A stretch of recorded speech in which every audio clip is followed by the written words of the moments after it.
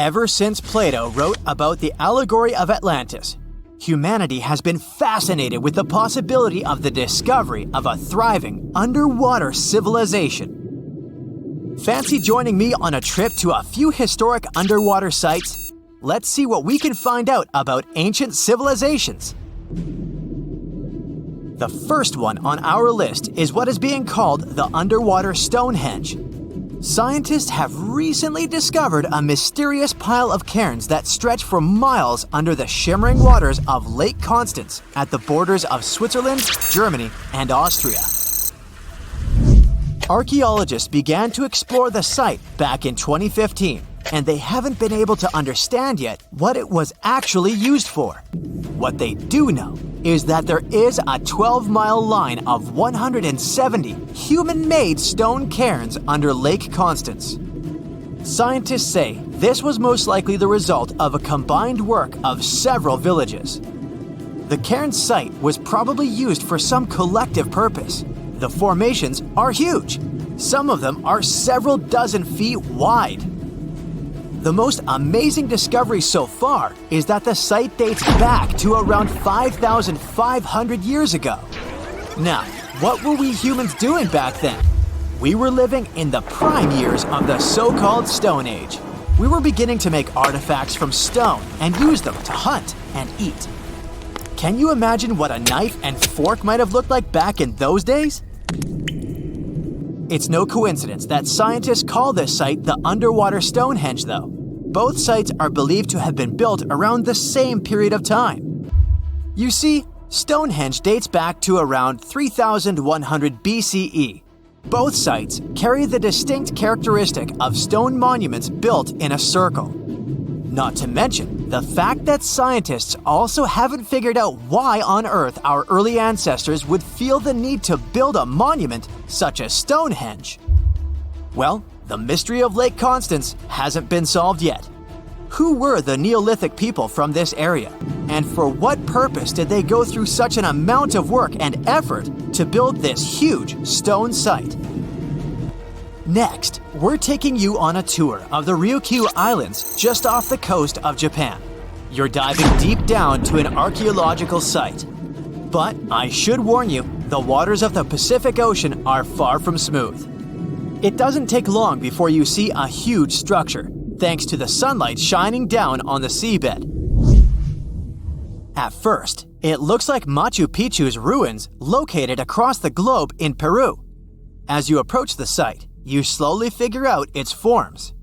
A pyramid-shaped structure, arches, staircases. It's something that could have easily been a palace or a castle. Could this be a sign of human activity? What you've just seen is known today as the Yonaguni Monument. It also goes by the name of Japan's Atlantis. The entire monument is about the size of 5 soccer fields and the height of a 5-story building. Its most surprising feature is its expanse of terraces. Explorers and scientists believe that Yonaguni might be 10,000 years old. But whether it's a human-made structure or a natural formation is still under debate. For Japan's top marine geologist, Professor Masaki Kimura, Yonaguni is the heritage of a lost civilization. Kimura has dived to the bottom of the ocean to explore the ruins over 100 times over the past 10 years. According to him, there are clear signs of human activity down there. On the monument's surface, there is a triangle-shaped concave that is a historical symbol of water fountains in the region. There's also a giant turtle carved on the eastern side of the structure. And, according to Kimura, turtles have an important cultural meaning. Several pieces of stone tools have been recovered from the site. Their estimated age is around 10,000 years. However, not all scientists support this theory. For many, Yonaguni is the result of thousands of years of erosion. The fact that the monument is composed of one massive rock leads them to believe it's not human-made. The defined edges and flat surfaces resemble a natural formation in Northern Ireland, known as the Giant's Causeway. The basalt columns look like the ruins of a palace, but they're actually the result of volcanic activity in the region. Now, you're flying to the coast of Greece, 4 hours away from Athens. More specifically, you're in the Peloponnese Peninsula. You dust off an old snorkel and head for a free dive on a bright sunny day. Sometime into the dive, you start noticing patterns on a seabed. 13 feet below the surface, outlines of familiar objects start to appear, one by one. As you continue swimming, what looks like the outline of an entire city emerges in front of your eyes. Are you wondering how water could have taken the whole city? Rocks are perfectly aligned into what appears to be the foundation of a building. This is Pavlopetri, an ancient city you've probably heard about for the first time. It was discovered by Nicholas Fleming, a British oceanographer, when he was on vacation in Greece. He had heard rumors about Pavlopetri's existence and indeed found several artifacts on the seafloor. He went back to the area a year later with the team. They found a site filled with pots, storage vessels, and tools. A kernstone, for instance, is a tool used for grinding grains and turning them into flour. Multiple amphoras indicate that this settlement dates back to the Bronze Age, 5,500 years ago, when people started living in towns. The settlement is believed to have existed for over 2,400 years. Today, Pavlopetri is considered the oldest submerged town ever discovered, and what's impressive is that it wasn't a simple village. It was a vibrant port city with stone buildings, a marketplace, streets, and even squares. The next stop on our voyage is one of today's most famous underwater cities that has been turned into an archaeological park. The city of Port Royal in Jamaica exists only below the surface, but in 1692 it was one of the wealthiest cities in the Western Hemisphere. Port Royal was the center of the British Empire at the time and an important trade city that attracted people from all over the region. It was also home to real-life pirates of the Caribbean. On the morning of June 7, 1692, the people of Port Royal met a different fate than they had probably expected. The city woke up shaking. People were thrown out of their beds by the power of a massive earthquake, ranking 7.5 on a Richter scale. One survivor said he had seen Earth opening up and swallowing the whole town. What he said could be true, as the city was mainly built on sand. The ground swallowed buildings, roads, you name it.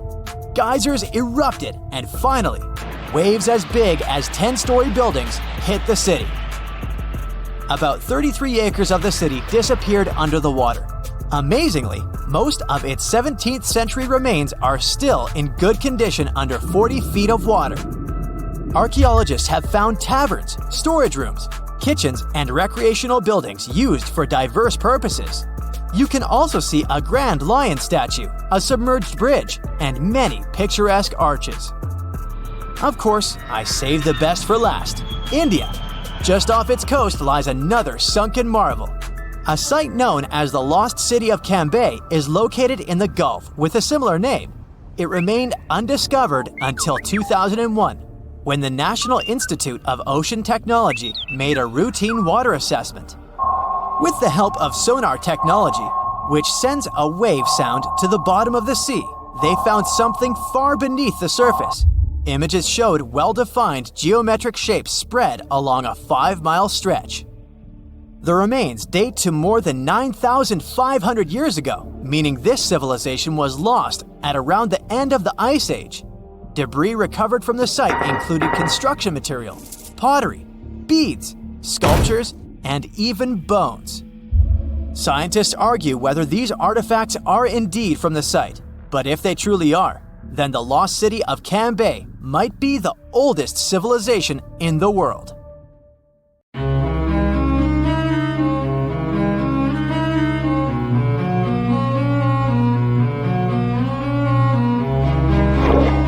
Question for you. Do you think Atlantis could be real? It remains as one of history's greatest mysteries. The legend began with Plato, all the way back in ancient Greece. the tale of a civilization that formed and prospered before our own. Atlantis was supposedly a highly technological society, much like the Mayans. But, as the legend says, due to the people's greed, they were punished by a flood that destroyed and submerged their cities. Different theories try to guess Atlantis' location. Some say it was in the Mediterranean Sea. Some say it's beneath the Bermuda Triangle. But, as science has shown us, Atlantis may be only an allegory for humankind. Today, you'll discover several amazing underwater cities that you have never heard of. They existed indeed and are not just a myth. We're taking you on an excursion to the underwater city of Baia, which is on the coast of Italy. Known as the Las Vegas of the Roman Empire, Baia was a resort city. The Roman elite traveled there for recreation. Imagine an open-air spa. That was Baia. You can visit the submerged town by scuba diving and get close to that perfectly preserved, magnificent Roman sculpture, a true underwater wonder. You can spot the crumbled temples and buildings through glass-bottom boats. This is a moss-covered museum in Claudio's Nymphaeum. To your left, you can see a collection of classical Greek statues. Swimming down the Via Herculeana, you'll arrive at Villa Aprotio. Villas are Italian-style houses, and here you can admire their original marble floors. Notice the black and white patterns and the astounding shapes they make. Next, you'll arrive at Portus Julius. Can you see the collapsing wall structures at the bottom of the seafloor? You'll see well-preserved columns and limestone floors. Behold the ruins of the thermal baths of Lacus. The remaining multicolored mosaics are something great to see.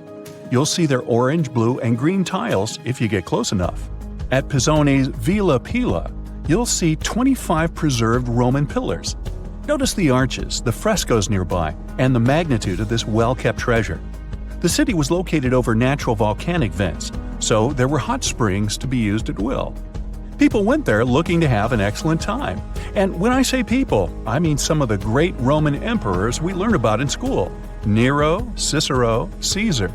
But around the 8th century, the city was sacked and the luxurious town was abandoned. Slowly, the water level rose and the city started to drown. You are on a summer vacation off the coast of Greece, 4 hours outside of Athens, in the Peloponnese Peninsula on Pavlopetri. You dust off your snorkel and head for a free dive on a bright sunny day. Sometime into the dive, you start noticing patterns on the seabed. 13 feet below the surface, the outline of familiar objects starts to appear, one by one. As you continue swimming, what looks like the outline of an entire city emerges before your eyes. You wonder, how could water have taken the whole city? Rocks are perfectly aligned into what appears to be the foundation of a building. Nicholas Fleming, a British oceanographer on vacation in Greece, was the person that discovered Pavlopetri. He was documenting the seafloor artifacts. The team found the site filled with pots, storage vessels, and tools. A quern stone, for instance, is a tool used for grinding grains and turning them into flour. Multiple amphoras, which were found then, indicate that this settlement dated back to the Bronze Age, 5,500 years ago, when people started living in towns. The settlement is believed to have lasted for over 2,400 years. Pavlopetri is considered today the oldest submerged town yet found, and it's impressive that it wasn't a simple village. It was a vibrant port city with stone-built buildings, a marketplace, streets, and even squares. Let's continue our exploration and find secrets in other underwater cities. You are diving off the coast of the Ryukyu Islands. Pacific waters are far from smooth. There's a strong current pulling you into the deep sea. Suddenly, you see a huge structure thanks to the sunlight shining down on the seabed. At first, it looks like Machu Picchu's ruins across the globe in Peru. As you approach it, you slowly figure out its form. A pyramid-shaped structure, arches, staircases. It's something that could have easily been a palace or castle. Could this also be a sign of human activity? What you just saw is known today as the Yonaguni Monument. It also goes by the name of Japan's Atlantis. The entire monument is about the size of 5 football fields and the height of a 5-story building. Its most surprising feature is its expansive terraces that host large crowd gatherings. Explorers and scientists believe that Yonaguni dates back to 10,000 years ago.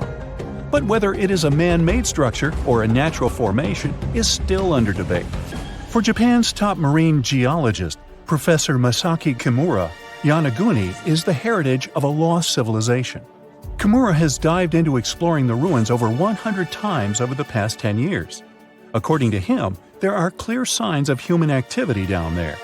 The Triangle Pool, located on the monument's surface, is a triangle-shaped concave that is a historical symbol of water fountains in the region. There is also a giant turtle carved on the eastern side of the structure. And according to Kimura, turtles have an important cultural meaning. Several pieces of stone tools have been recovered from the site. Their estimated age dates back to 10,000 years ago. However, not all scientists are convinced of the same. For many, Yonaguni is the result of thousands of years of erosion. The fact that the monument is composed of one massive rock leads them to believe that it is not human-made. The defined edges and flat surfaces resemble a natural formation occurrence in Northern Ireland, known as Giant's Causeway. A series of interlocking basalt columns look like the ruins of a palace, but they were the result of volcanic activity in the region. Well, stay tuned for more underwater discoveries. The next stop on our voyage is one of today's most famous underwater cities that has turned into an underwater archaeological park. The city of Port Royal in Jamaica exists today only below the surface. But in 1692, it was one of the wealthiest cities in the Western Hemisphere. Port Royal was the center of the British Empire at the time, and an important trade city that attracted people from all over. It was also home to real-life pirates of the Caribbean. On the morning of June 7, 1692, the people of Port Royal met a different fate than they probably expected. The bars and restaurants beaming with life woke up shaking. People were taken out of bed with the power of a massive earthquake, estimated today at 7.5 on the Richter scale. One survivor says he saw the earth opening up and swallowing the town whole. What he said could be true, as the city was mainly built over sand. The ground sucked buildings, roads, and everyone above. Geysers erupted, and finally, waves as big as 10-story-high buildings hit the city. About 33 acres of the city disappeared underwater, and amazingly, most of its 17th century remains lie in good condition under 40 feet of water. In the ruins, archaeologists have found taverns, storage rooms, kitchens, and recreational buildings used for diverse purposes. You can see a grand lion statue, a submerged bridge, and many picturesque arches. Now, do you fancy a trip to India? Just outside its coast lies another sunken marvel. A site known as the Lost City of Cambay is located on the Gulf of a similar name. It remained hidden until 2001, when the National Institute of Ocean Technology did a routine water assessment. With sonar technology, which sends a wave of sound to the bottom of the sea, they found something far beneath the surface. Images showed well-defined geometric shapes spread along a 5-mile stretch. The remains found dated to more than 9,500 years ago, meaning that this civilization was lost at around the end of the Ice Age. Debris recovered from the site included construction material, pottery, beads, sculptures, and even bones. Scientists argue whether these artifacts are indeed from the site, but if they truly are, then the lost city of Cambay would be the oldest civilization in the world. Scientists discovered something Atlantis-like near Australia. There used to be an entire continent that's now underwater. Here's what happened to it. Around 70,000 years ago, during the last ice age, there was a huge landmass called Sahul. It was located in the southwestern Pacific Ocean. This ancient supercontinent connected what we now know as Australia, New Guinea, Tasmania, and the Aru Islands into one giant piece of land. Imagine lush tropical rainforests surrounded by beautiful mountains. Sahul's tallest mountains were in the New Guinea highlands, with peaks reaching over 13,000 feet. This beautiful place was home to a variety of unique animals, most of which were pouched creatures. But back then, they weren't just koalas and kangaroos. Sahul was filled with different types of grazers, burrowers, scavengers, and predators. It was home to a huge diprotodon, a powerful hunter Thiosolio, and a horrifying Megalania, a creature that's much larger than any living lizard today. It was a unique place because the rest of the world was filled with placental animals at the time, like wolves, elephants, and humans.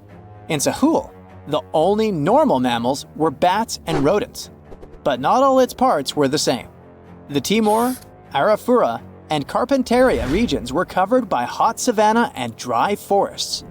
It looked kinda like modern Australia, hot air deserts with scrubland, steppe, and temperate forests along the eastern coast. Back then, people were migrating all across the world. They made an incredible journey from Southeast Asia to Sahul and first arrived here from 60 to 45,000 years ago. They mostly traveled by foot and crossed the sea using bamboo rafts and simple boats. They came there from an ancient landmass called Sunda, which includes parts of Southeast Asia. They traveled across a series of islands known as Wallachia and eventually spread across Sahul. And it wasn't a small journey. Sahul was huge, around 4.1 million square miles. That's bigger than the USA or Canada. It stretched from the equator to around the southern part of New Zealand. So they arrived in what is now Australia and became Australia's first people. Scientists think that Sahul had a population of 500,000. We've discovered cave paintings that date back around 40,000 years. It's a hunting scene depicting an anoa, or miniature buffalo, facing figures of humans and animals. Researchers are trying to figure out how these early settlers moved across Sahul and where we might find archaeological evidence of their journey. To do this, they created a landscape evolution model. The simulation showed how Sahul changed between 75,000 and 35,000 years ago. It showed potential migration routes and archaeological sites. Humans likely traveled along coastlines and rivers. But how did Sahul get submerged off the coast of Australia, similar to the mythical Atlantis? During the last ice age, much of the Earth's water was locked up in large ice sheets and glaciers. The sea levels were much lower than they are today. After that, the global temperatures increased. The ice sheets melted and the sea levels rose, flooding the land bridges that once connected different parts of Sahul together. About 8,000 years ago, New Guinea separated from mainland Australia. And then, about 6,000 years ago, Tasmania did the same. We still can explore the underwater parts of Sahul thanks to new technology. Divers explore and collect samples directly from the ocean floor. Underwater drones can go to places that are too deep or dangerous for humans to explore. And with sonar mapping, scientists use sound waves to create maps of the ocean floor. It's like using an echo to see what's underwater. The sound waves bounce off the seabed and come back, helping us create a picture of what it looks like. Deep underwater, archaeologists have found stone tools and other artifacts. They also discovered fossils of animals like Diprotodon and Thylacoleo. By studying the underwater terrain of Sahul, they learned about the ancient rivers, lakes, and coastlines that existed during the Ice Age. But Sahul isn't the only underwater continent. Sahul isn't the only hidden gem of Southeast Asia. Take Sundaland, a place made up of Sumatra, Java, Borneo, and some other islands. This place was crazy huge during the Ice Age, but now almost fully underwater. Almost, but not entirely. The parts above the ocean are teeming with life. If you like birds, check this place out. It has almost a fifth of the world's bird species. You can spot colorful birds like the Java hawk eagle and the Bali starling among the lush forests. It's also a home to a fourth of Earth's fish species. Sundaland's waters are a haven for marine life, even the most exotic animals like the Asian arowanas. It's also a treasure trove of flowers. That's where you can find Rafflesia and Titan arum, the world's largest flowers. This makes it very similar to Zealandia. Zealandia is a long, narrow piece of land about half the size of Australia. It broke from Antarctica about 100 million years ago. Just like Sundaland, it isn't fully underwater. 7% of it stayed above sea level. This sticking out little piece is what we now call New Zealand, along with Stewart Island and some smaller islands. These pieces of Zealandia are lush and warm. They're packed with volcanoes, mountain ranges, beautiful natural geysers, and hot springs. Local people, Maori, use these hot springs for cooking. People place corn, eggs, and vegetables in baskets and lower them directly in the hot springs. Sometimes they cook food in a pit oven using heated rocks. Another hidden world is known as Argoland. This mysterious landmass was once part of Australia, back when dinosaurs chilled around. It drove scientists crazy for decades. They knew it existed because it left a huge stretch on the ancient seafloor, the Argo Abyssal Plain. About 155 million years ago, it broke off from Australia, saying bye-bye. The continent drifted somewhere north, and when it reached Southeast Asia, it just vanished. Scientists had no idea where it went, but recently they finally found its remains. Turns out, poor Argoland's lower parts started drowning into the Sunda Trench, a horrifyingly deep oceanic pit. The Earth's crust sunk into the mantle. Meanwhile, the upper parts of Argoland were pushed upward, grabbing the younger rocks on land.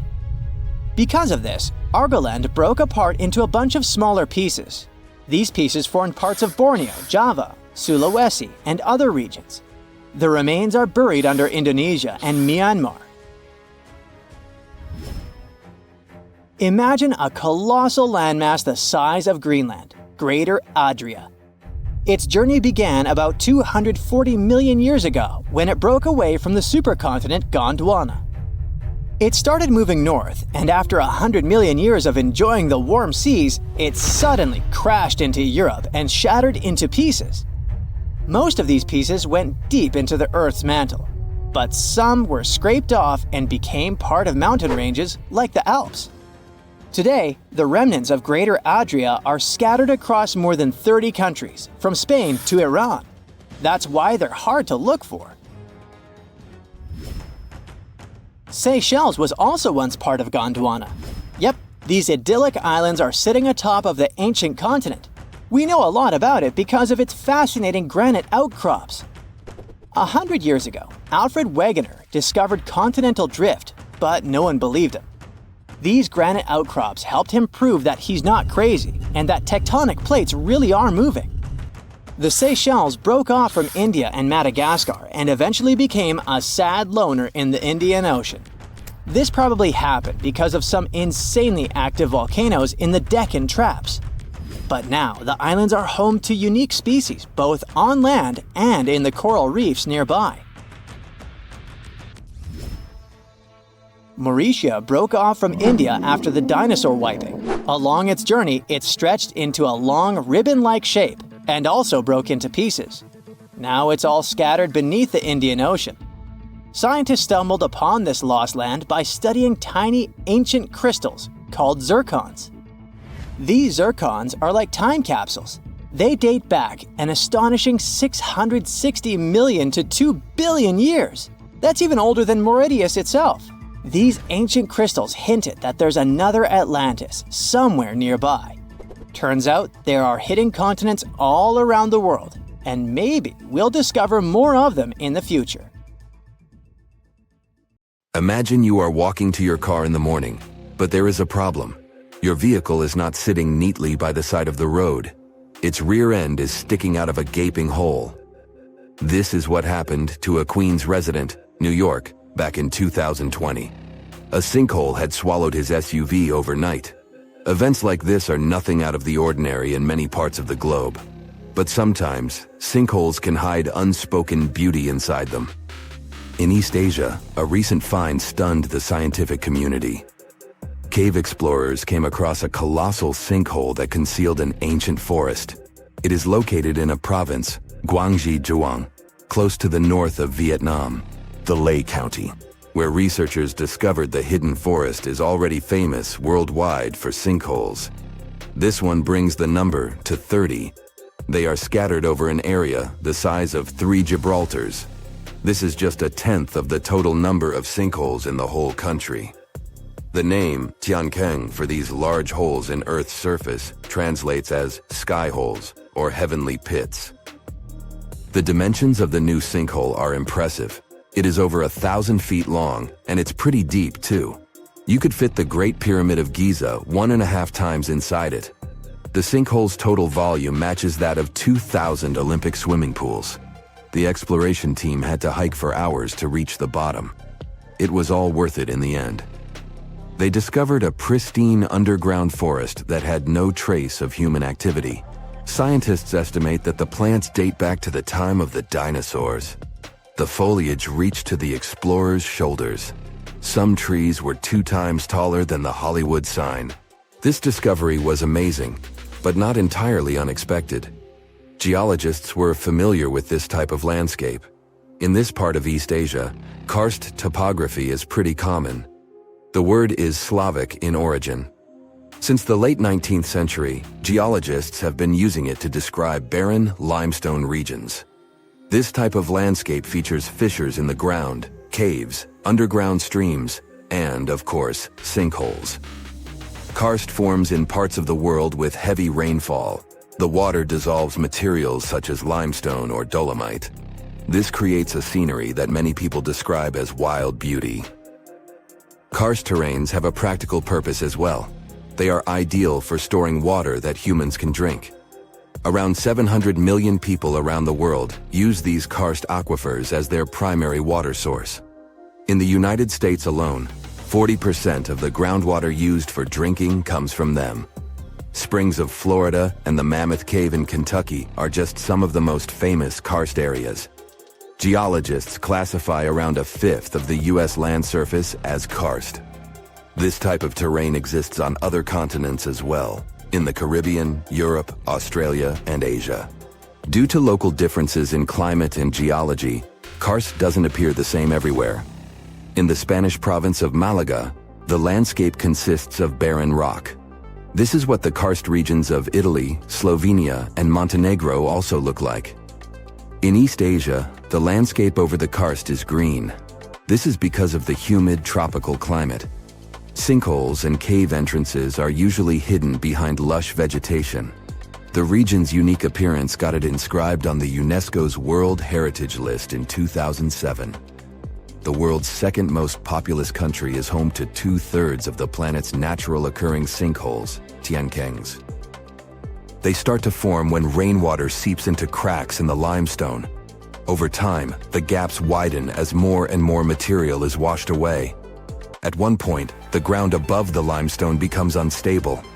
The end result is the collapse of the surface layer. This happens suddenly and without prior warning signs. Once a hole forms in the ground, water starts filling it up. Another way for a sinkhole to form is the existence of an underground cave. Its roof can collapse. The shape of such sinkholes resembles a funnel. It is wider at the opening on the top and narrower near the bottom of the pool. The most famous of these sinkholes are cenotes. They occur naturally on the Yucatan Peninsula in Mexico. The region is home to more than 2,000 cenotes. They are all former caves whose roofs had collapsed at some point in time, and they are filled with fresh water. The local people have been using them as water sources for thousands of years. The ancient Mayas gave them mystical symbolism. For them, the cenotes were passageways to the other world. In reality, they are just a feature of karst terrain. Sinkholes that form in regions with abundant rainfall and limestone beneath the surface soil. The depth of a sinkhole can vary significantly. The smallest are barely 3 feet deep. When it fills up with water, it turns into a pond. A large lake can form in the place of a large sinkhole. One example is the Red Lake in Croatia. The most impressive thing about it are the steep cliffs that rise above the lake. They are nearly 800 feet tall. The world's biggest and deepest sinkhole, Zhaoshai Tiankeng, lies in the vicinity of the Yangtze River. The outside world discovered it only in 1994. The hole is so deep that you could stack up 7 statues of liberty inside it. During the rainy season, a waterfall cascades from the pit's mouth into a cave system at the bottom. But not all sinkholes fill up with water. This was the case with the newly discovered giant sinkhole in Asia. It developed its own ecosystem. The high humidity and low temperature inside it were perfect for plant life to thrive. The very bottom of the hole is connected to an underground water flow. Scientists discovered 72 species of rare wild plants in the area. They are in danger of disappearing on the surface, but inside the sinkhole, they have found the perfect conditions for growth. The enormous opening in the ground is essentially a wildlife refuge. This was confirmed in 2021. That's when biologists discovered 2 species in the Yunnan province that they previously thought had gone extinct. Who knows what other animal and plant species are still hiding in there? Exploring these underground cave systems can be quite dangerous. They are often home to venomous snakes and mosquitoes. Even descending into a sinkhole is perilous. The cliffs are steep and stones are often very sharp. That's why the exploration of sinkholes in Asia is going slower than research would like.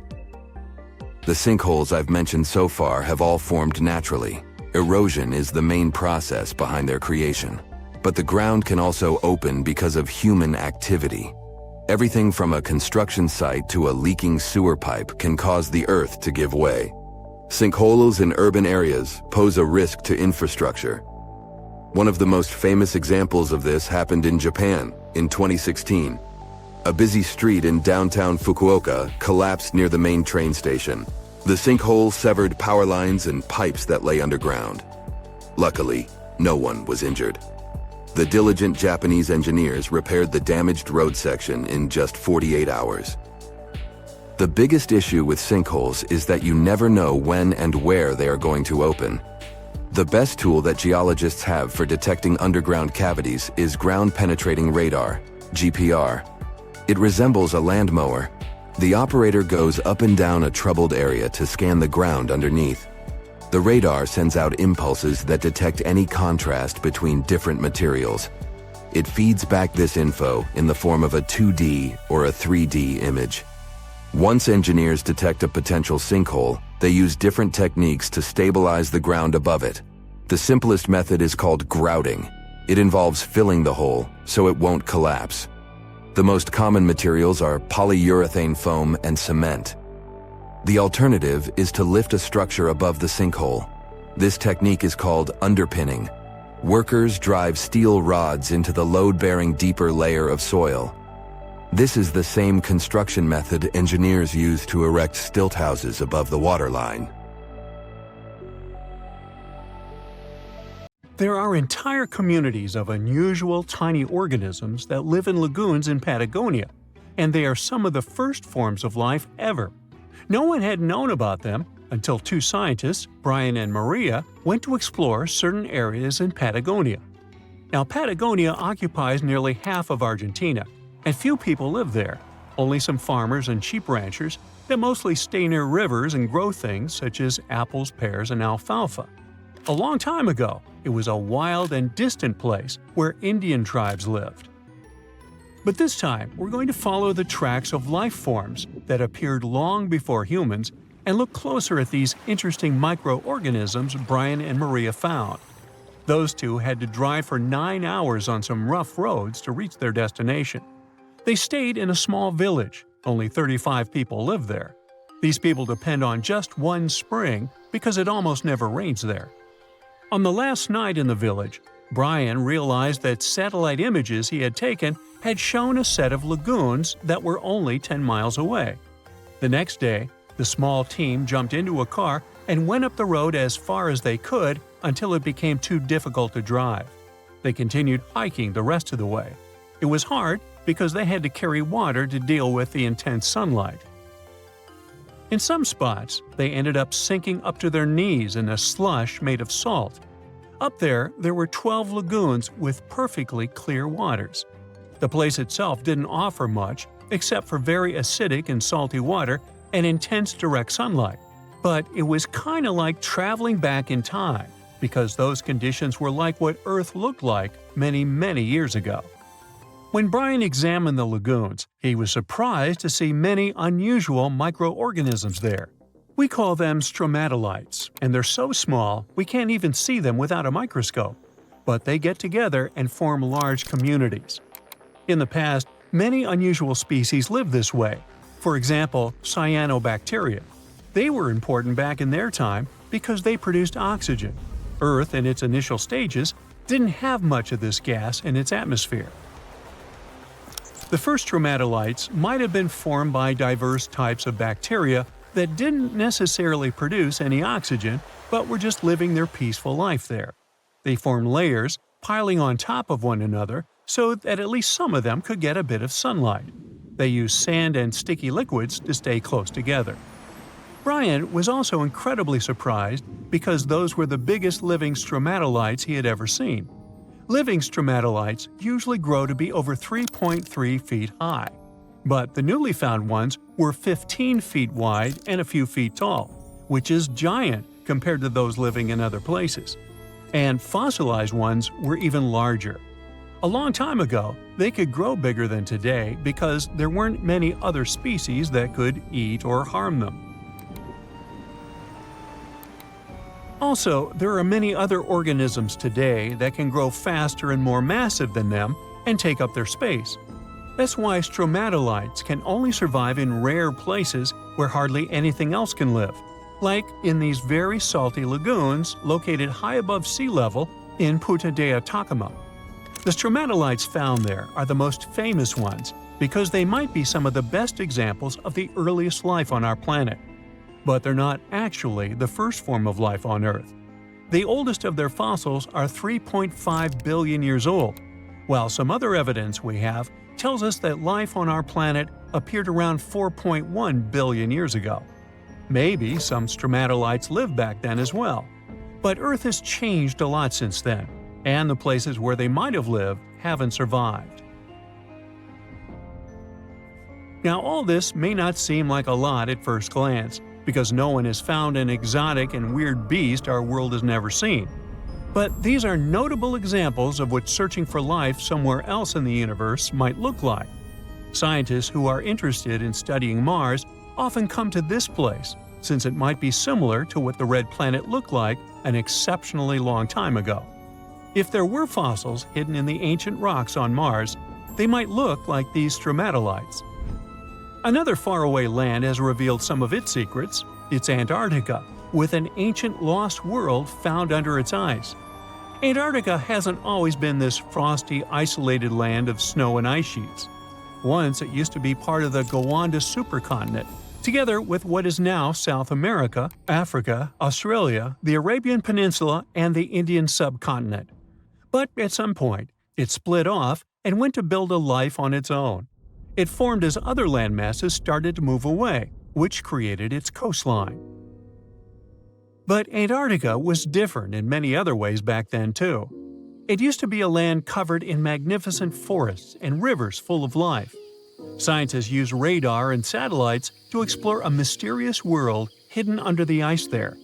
This ancient land, which is close to the Indian Ocean, is as big as the U.S. state of Maryland or Belgium. It's more than 14 million years old. Some studies say that this area formed over 34 million years ago, which was way before Antarctica got into its deep freeze. At first, temperatures there were higher, possibly like the weather in Patagonia or the cold, temperate rainforests of Tasmania, New Zealand, or maybe even more tropical than that. But as the climate became cooler, small glaciers started forming on hills close to the rivers. Valleys sunk deeper because of all that ice covering them. And then, temperatures dropped even lower, and a giant layer of ice covered the entire continent, hiding those old glaciers. Rivers shaped this lost world a long time ago, way before it ended up covered in ice that's almost 2 miles thick in some spots. Scientific studies of this area showed that those landscapes had been full of highlands and mountains. The ice that formed over Antarctica made the whole area very cold, so the landscape couldn't erode anymore. This means everything has remained basically the same and untouched under the ice for millions and millions of years. What's interesting is that we know less about this land hidden under the ice than about the surface of Mars. One way to explore it would be to drill through these ice sheets to check for samples of sediments below.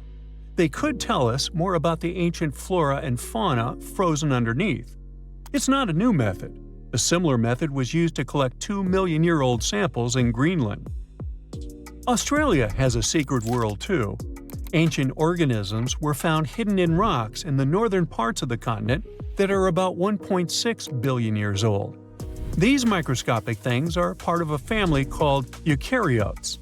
The members of this family that exist today include plants, fungi, animals, and even those tiny organisms with just one cell, such as amoeba. All living things with nuclei in their cells, including us, can trace their family tree back to one of the oldest members of this family. That one is called the last eukaryotic common ancestor, and it lived more than 1.2 billion years ago. Those ancient organisms were more complex and bigger than bacteria. Maybe they were the first predators on Earth, hunting bacteria. 54,000 years ago, there was one interesting group that lived in caves. A father, daughter, and a couple of other members who were their close relatives. And the cool thing here is that they were the first Neanderthal family we know about. A team of scientists studied ancient DNA from their teeth and bones to learn more about early human society. And this research showed a cool thing. They probably lived in these caves at the same time, together. There were 11 Neanderthals that lived together in one cave, and 2 others from another cave that was somewhere close in the neighborhood. So there were 13 of them, 8 grown-ups and 5 kids. Together with their DNA, scientists also found their stone tools and animal bones. Neanderthals are the ancient human relatives that are definitely the closest ones to us. Their skull was long and flattened if you compare it to the skull of Homo sapiens that's more globular. They also had this specific prominent brow ridge above the eyes. You can easily recognize them by their face too, with the central part of the face protruding forward. Plus, they had a large, broad nose. Some believe their nose was a way of adapting to living in cold, dry environments. When the inside of the nose is bigger, it moistens and warms the air you breathe better. Unlike us, they didn't have much of a chin. Also, scratch marks on their front teeth tell us Neanderthals used them like a third hand when they would prepare food and work with materials they used. Their bodies were strong and muscular, with wide shoulders and hips. Their average height was 5 to 5.7 feet, with a weight of 140 to 180 pounds. Their stocky appearance with short lower arm and lower leg bones minimized their skin surface, better protecting them from the cold.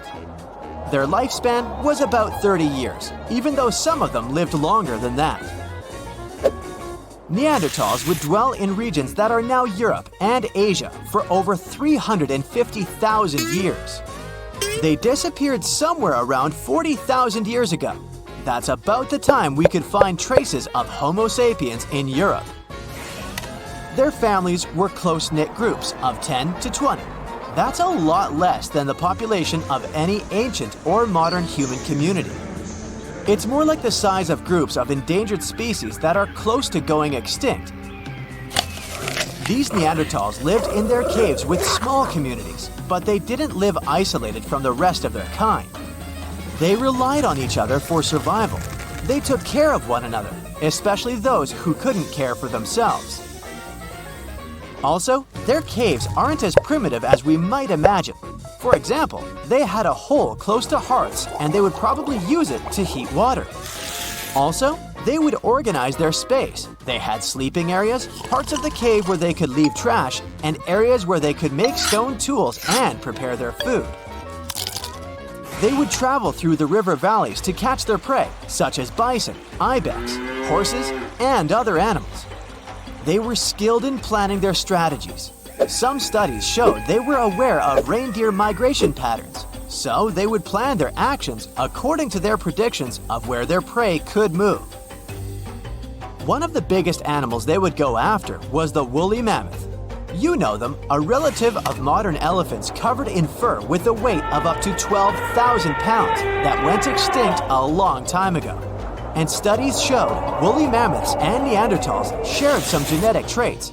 It's not that surprising when you think about it. Both species developed from African ancestors before they managed to adapt to the cold, harsh climates of Eurasia during the Ice Age.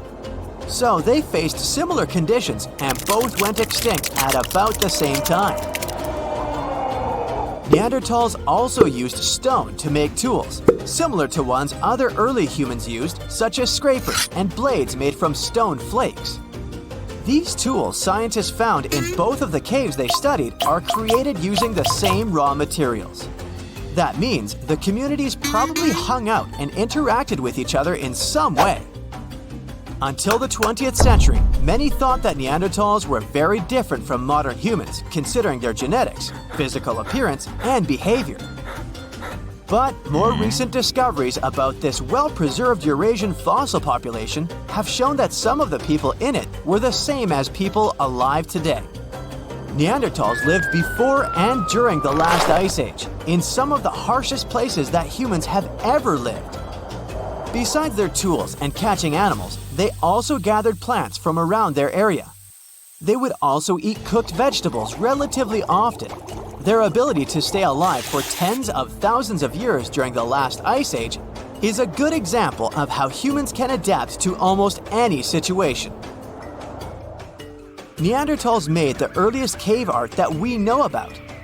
Scientists explored 3 Spanish caves where they lived, and all of them had black and red paintings of dots, animals, and geometric symbols, together with handprints, hand stencils, and engravings. These paintings were made more than 60,000 years ago. Since Homo sapiens came to Europe 20,000 years after that, we can assume Neanderthals were the only human species on the continent at the time, so they must have been the ones who created this art. Also, these caves were 435 miles apart, so it wasn't like only some of the Neanderthals knew about it. Paintings were obviously their long-lived tradition. They were also big fans of fashion. They made their own jewelry, some of it out of eagle talons. The oldest examples we could find are nearly 130,000 years old. They also most likely used pigment to camouflage or decorate their bodies. Also, Homo sapiens weren't the only species that used fires. Researchers looked at more than 140 fireplace sites across Europe and realized Neanderthals used fire there for a long time too. These signs included charcoal, burned bones, and heated stone artifacts. Neanderthals used fire for cooking food and making tools. They would stick wooden shafts into pieces of stone with pitch, which would be like natural glue. Since burning the bark of birch trees is the only way to make this sticky liquid, the Neanderthals must have been able to control fire. Most people imagine Neanderthals probably grunted, but that's not true in reality. They didn't quite sound like us either. Their big chest, posture, and the shape of their throats probably resulted in a voice that was louder and higher pitched than the average human's voice. They probably didn't have sophisticated vocabularies as we do, but they could use complex speech because they had the hyoid bone. It's this little thing we have in our neck too, the one that supports the root of our tongue. It's the same feature that allows us to vocalize as we do. They were more similar to us than we might expect. Some believe Neanderthals even built boats so they could sail across the Mediterranean. And it's not like Neanderthals lived somewhere, went extinct, and then modern humans showed up. It seems these groups did meet around 100,000 years ago in the Arabian Peninsula or in the Middle East. That's when the first groups of modern humans were moving from Africa. Scientists analyzed the DNA of one of the Neanderthal women that lived more than 50,000 years ago, and it includes genetics from modern humans too. Some traits we have, like skin and hair color, mood, and sleeping patterns, are connected to the amount of sunlight we get. Neanderthals lived in Europe and Asia for a long time before modern humans arrived there, so they were used to less sunlight compared to the ones who came from Africa. Neanderthals had different traits because of their exposure to less sunlight, and these traits were passed on to their offspring when they had children with modern humans. In other words, some of the traits that modern humans have today are influenced by Neanderthal genes. For example, people who are night owls often have Neanderthal genes. Also, around 1% of Neanderthals had light skin, red hair, and perhaps even freckles. In 1952, an Air Force plane called C-124 Globemaster II crashed into a big mountain while flying from Washington to Alaska. Sadly, everyone on board, 52 people in total, didn't make it. The bad weather at the time made it hard to find the crash site, and even later, any attempts to locate it failed. But in 2012, a helicopter crew doing a training mission spotted the pieces of the crashed plane on a glacier called Colony Glacier in Alaska. They started looking for more pieces and confirmed it was indeed the missing plane. Since then, every summer for about a decade, different military groups have been helping in an operation called Colony Glacier. They've managed to identify 40 out of the 52 people whose lives were lost in the crash. The soldiers taking part in this mission take their promise seriously to never leave a fallen comrade behind. They believe it's their duty to bring back those who didn't make it. Another discovery comes from the Alps. In 1991, some hikers exploring the picturesque Alps stumbled upon a human body. It was half frozen in ice at the top of a mountain pass between Italy and Austria. At first, the local police thought it might be a mountaineering accident. But in a few weeks, archaeologists started claiming that this guy might have lived more than 5,000 years ago. They eventually gave the frozen fellow the nickname Ötzi. He was named after the nearby Ötztal Valley. He's become quite famous as the oldest ice mummy on record. Ötzi's frozen state might not be as unique as we thought, and that's where things get really cool. Archaeologists have another theory. See, at first, everyone was convinced that Ötzi marked the start of a cooler period because he had been frozen in the ice without any interruptions since he had lost his life. Yet, over the past few decades, glaciers and ice patches worldwide have been melting away like ice cream on a hot summer day. Not just Ötzi, but other ancient relics like bodies, hunting gear, horse droppings, and even ancient skis started to appear. So, archaeologists say there are similar sites. They found quite a few, and they all fit perfectly into this growing field of glacial archaeology. It seems like as the world warms up, it will show even more ancient secrets from the deep freeze. Moving on to another amazing discovery. In 2018, William Taylor and Nick Jarman were exploring the snowy slopes of Mongolia's Altai Mountains. They found an ancient treasure trove hidden in the ice. Inside the trove, they found a well-preserved 3,000-year-old arrow shaft adorned with ochre markings. It was in pristine condition, a rarity for organic items that old. They found other items too, like a bronze arrowhead with bits of animal sinew still attached. All of these relics had been untouched for hundreds of years, since they had been locked in the ice. In Mongolia, rising temperatures have melted ice patches that remained frozen for centuries. Similar discoveries have been made in the Yukon, US, Italy, Siberia, and Norway. Thousands of sites have been identified. Yet, scientists are racing against time to document and preserve these artifacts before they're lost forever.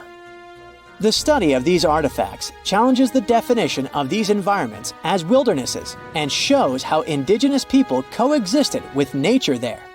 Sometimes people find simple items too, as simple as a sandal.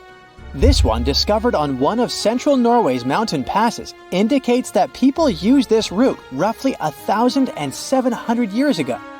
This suggests that there was less snow and ice in that area back then.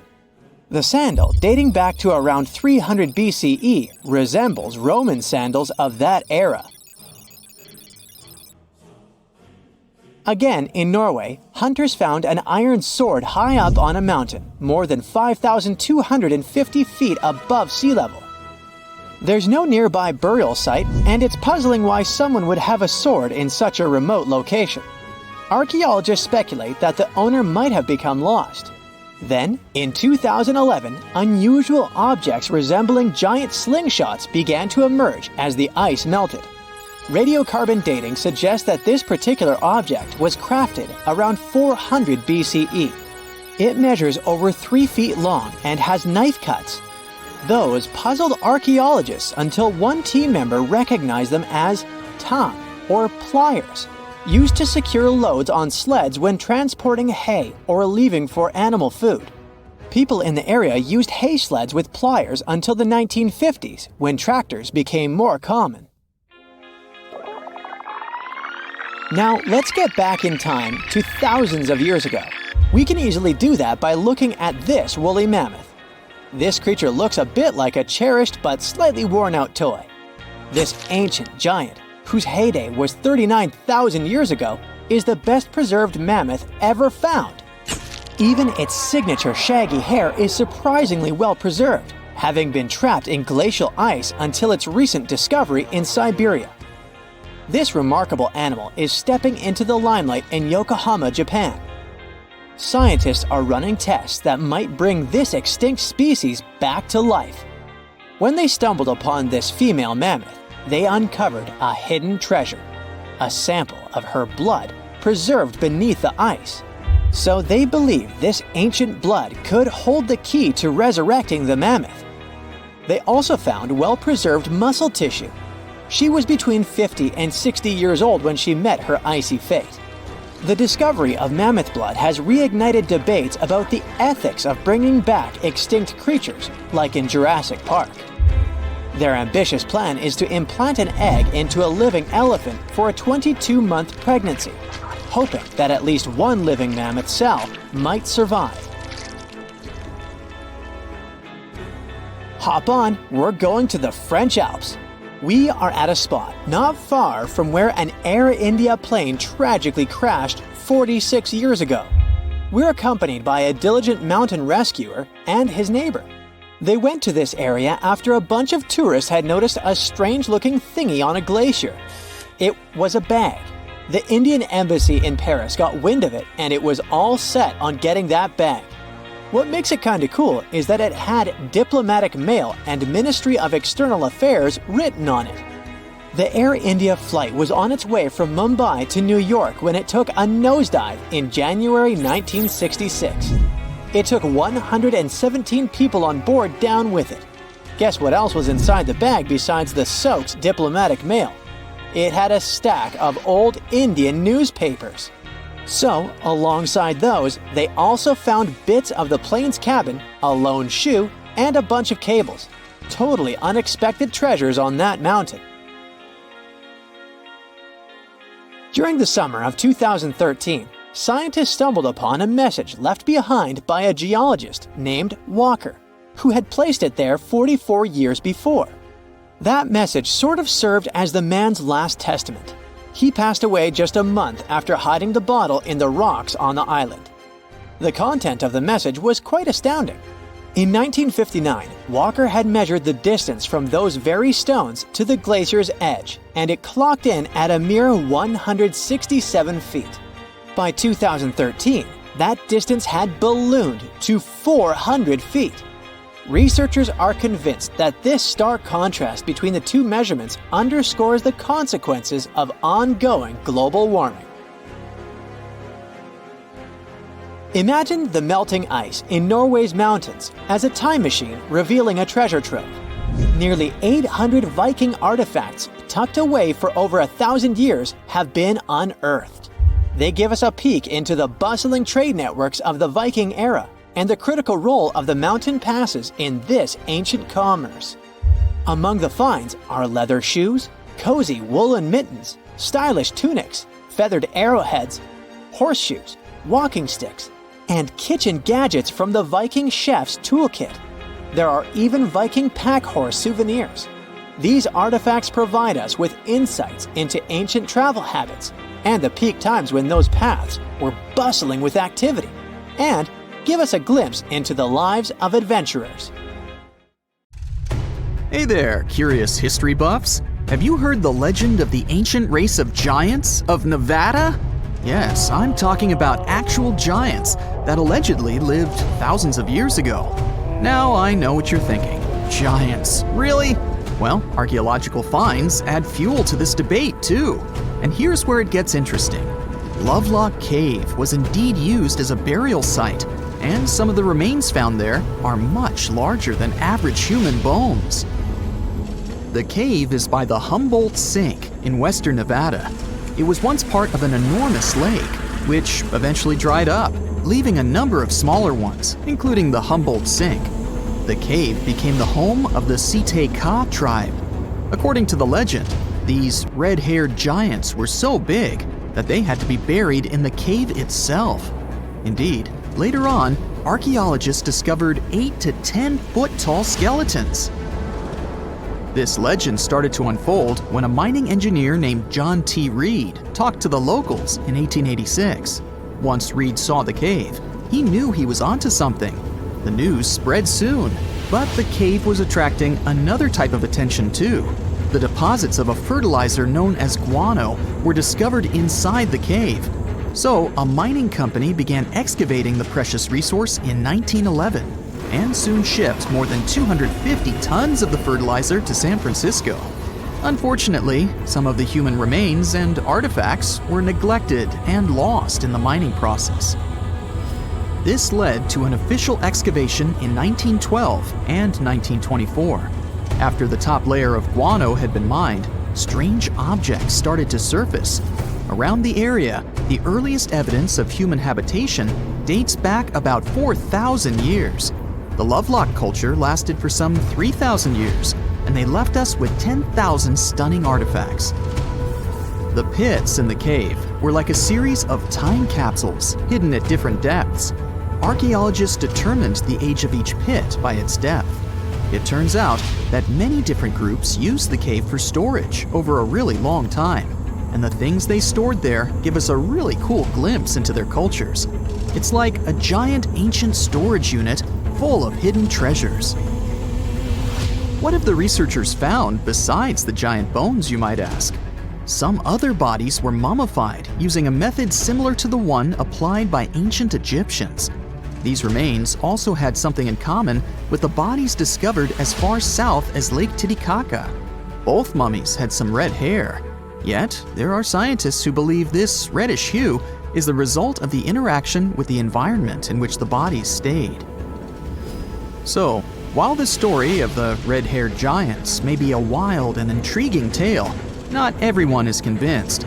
Some experts believe that the bones found in Lovelock Cave are simply the remains of prehistoric animals, like mammoths or sloths. But others insist that there's something more to the story. Other relics, such as finely crafted baskets and exquisite duck decoys made from tule fibers, were also found there. In any case, this cave is worth the attention it gets. By the way, you can still visit this cave today and see the pits of different depths with your own eyes. But let me tell you one thing. It's in a hot, dry, and isolated place. Archaeologists have made another discovery that seems to be straight out of a legend. They think they found the palace of the one and only Odysseus, who was the legendary Greek king of Ithaca and the hero of Homer's epic poem. Move over, Indiana Jones. We've got some real-life adventure happening here from around 1300 BCE. Apparently, this is the only palace mentioned in Homer's epic poems that hasn't been found. The excavations have been made on the Ionian Islands, and the view from the ruins found on the island of Ithaca are exactly as described in the Odyssey, says the professor who led the excavation team. Known to the ancient Romans as Ulysses, the Greek hero took 10 years to return home to Ithaca after the fall of Troy. For many years, Homer's other epic, called the Iliad, which tells the story of the protracted siege of Troy by the Greeks, was regarded as a myth too. But then, in the 1870s, Troy was rediscovered in modern-day Turkey's Çanakkale city. So, if they found Troy, who's to say they couldn't find Odysseus's home? The researchers were following Homer's words as a roadmap. The excavation site has a building complex with 2 levels. It has important finds, such as storerooms and workshops, a complicated drainage system, and fragments of pottery. It also has a well from the 8th century BCE, which is around the time when Odysseus is believed to have been the king. Yet, not everyone is convinced that the team has actually discovered the home of Odysseus. A British researcher named Robert Biddlestone insists that Homer's description of ancient Ithaca isn't very similar to the island that now has its name, and that Odysseus's kingdom was actually on the Isle of Cephalonia. However, Italian archaeologist Adriano La Regina might have a more realistic approach to this debate. He says that whether this find has a connection to Ulysses or not, what's more important is the discovery of this royal palace. Once upon a time, in a land far away, the Klamath Indians spread a legend about the creation of Crater Lake. Okay, maybe this land is not that far away, and it still exists. You can find it in south central Oregon, in the western United States. Anyway, the legend has it that this lake was formed in a vicious battle between two volcanoes, Mount Mazama and Mount Shasta. Then the spirits of Earth and the Sky, which are Lao, who ruled the below world, and Skell, the chief of the above world, joined the fight. It turned into a geological drama. During the battle, darkness veiled the land. The fight was over when Mount Mazama collapsed and sent Lao back into the underworld. Then the rain filled the pit and created a lake in the place where the mountain had once stood. Flash forward to our time. Scientists have discovered that Mount Mazama did erupt 7,700 years ago. Artifacts found in the area prove that the legend indeed contains some details about the explosion. The tale says that red-hot rocks were flying through the sky. This happened during the volcanic eruption that caused the mountain to collapse. This created the volcanic caldera, which later on got filled with water. What makes this legend came true story unusual is how long it has existed. According to researchers, these types of verbal stories lose their credibility within 600 to 700 years. That's why the legend about the creation of Crater Lake is so unique. So many generations, for hundreds of years, have been accurately passing down the information. This volcanic crater lake is now in a national park. It's famous for its deep blue color. The water in it is extremely clear. If you visit it today, the water you'll see won't be the same as for someone who will visit the place 250 years later. Because there are no rivers flowing into or out of the lake, the existing water evaporates and the lake gets filled again by rain and snowfall. Basically, every 250 years, the water is replaced. Plus, this lake is almost 2,000 feet deep, which makes it the deepest lake in the United States. Swimming is okay in the lake, but there's only one legal and safe trail to get to the shore. There are other activities, such as fishing and boat tours.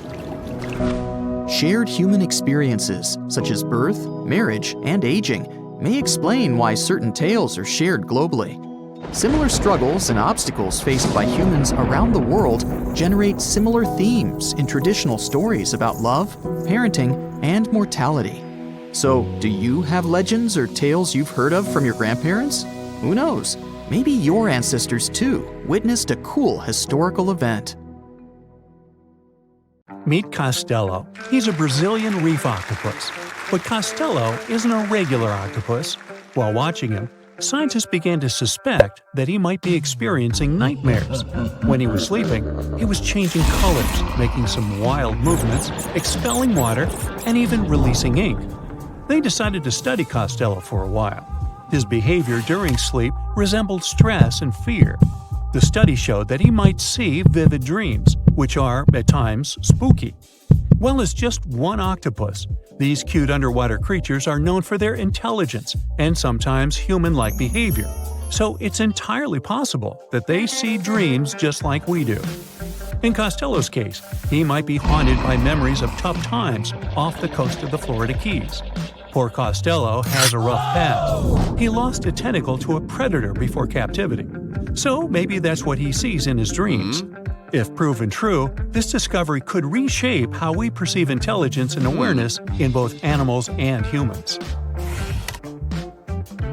Well, it turns out plants can talk. Well, kind of.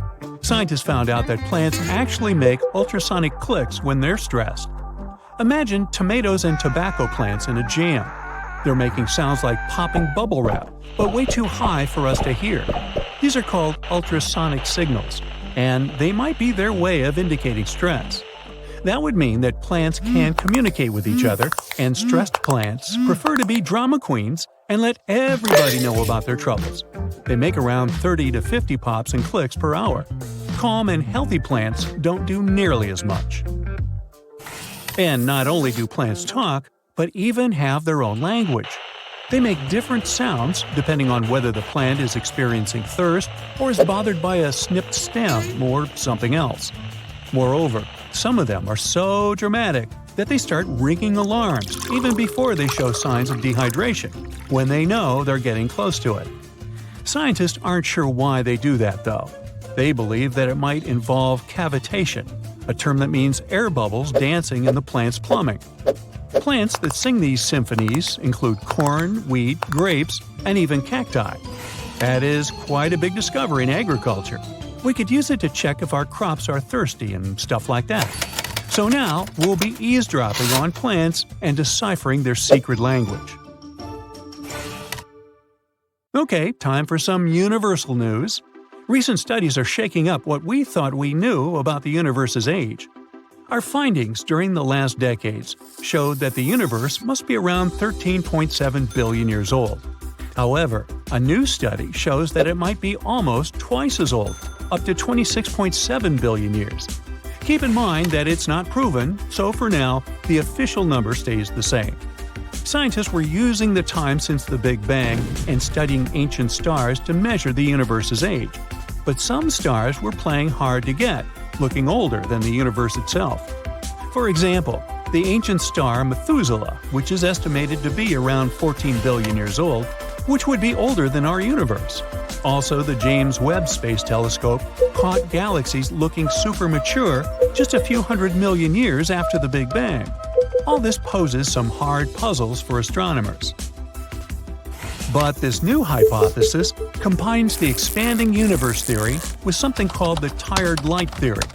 It suggests that light loses energy as it zips across cosmic distances. Combine this with the expanding universe theory, and bam!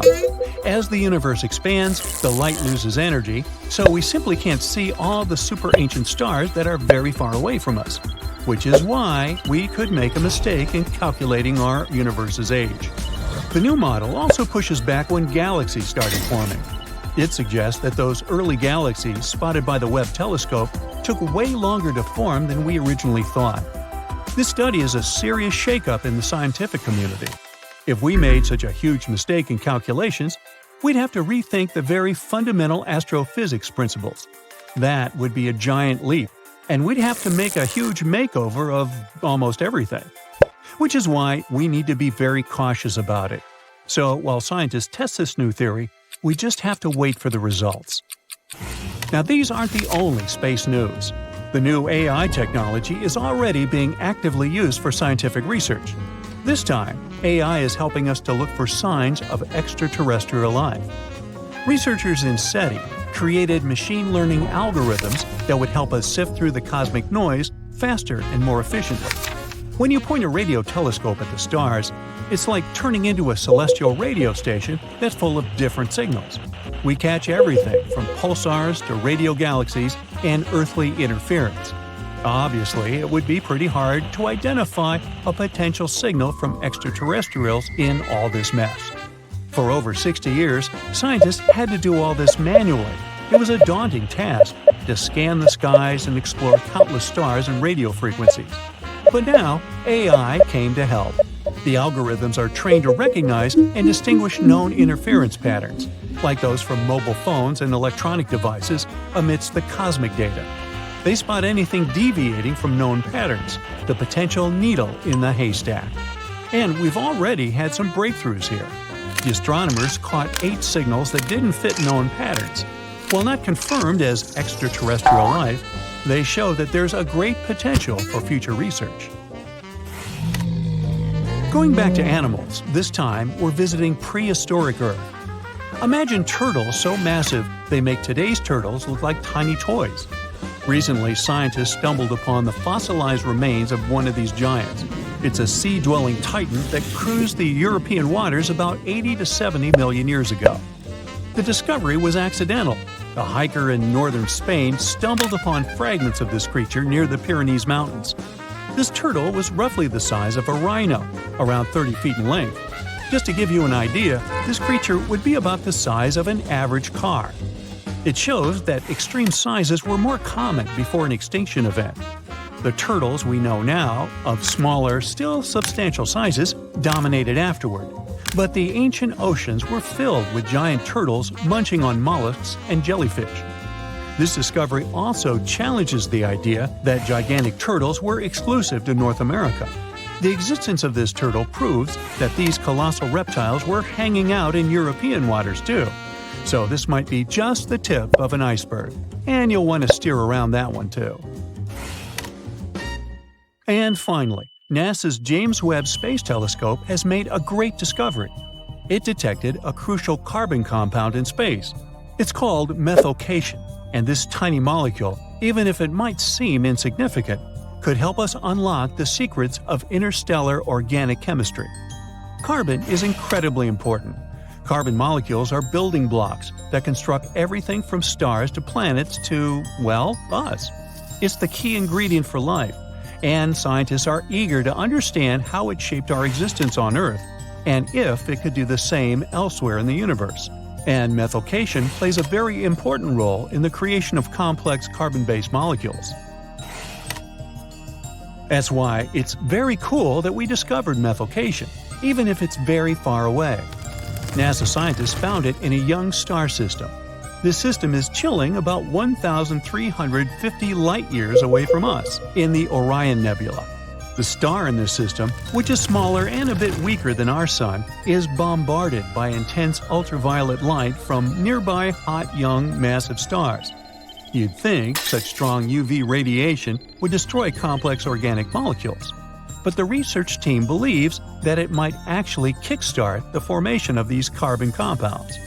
Maybe stronger stars and their insane radiation levels actually work as energy sources for life. They set off a chemical chain reaction, which results in complex carbon stuff like plants and animals.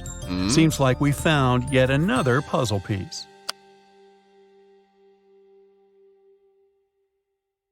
Can you tell me what date it is today? Piece of cake.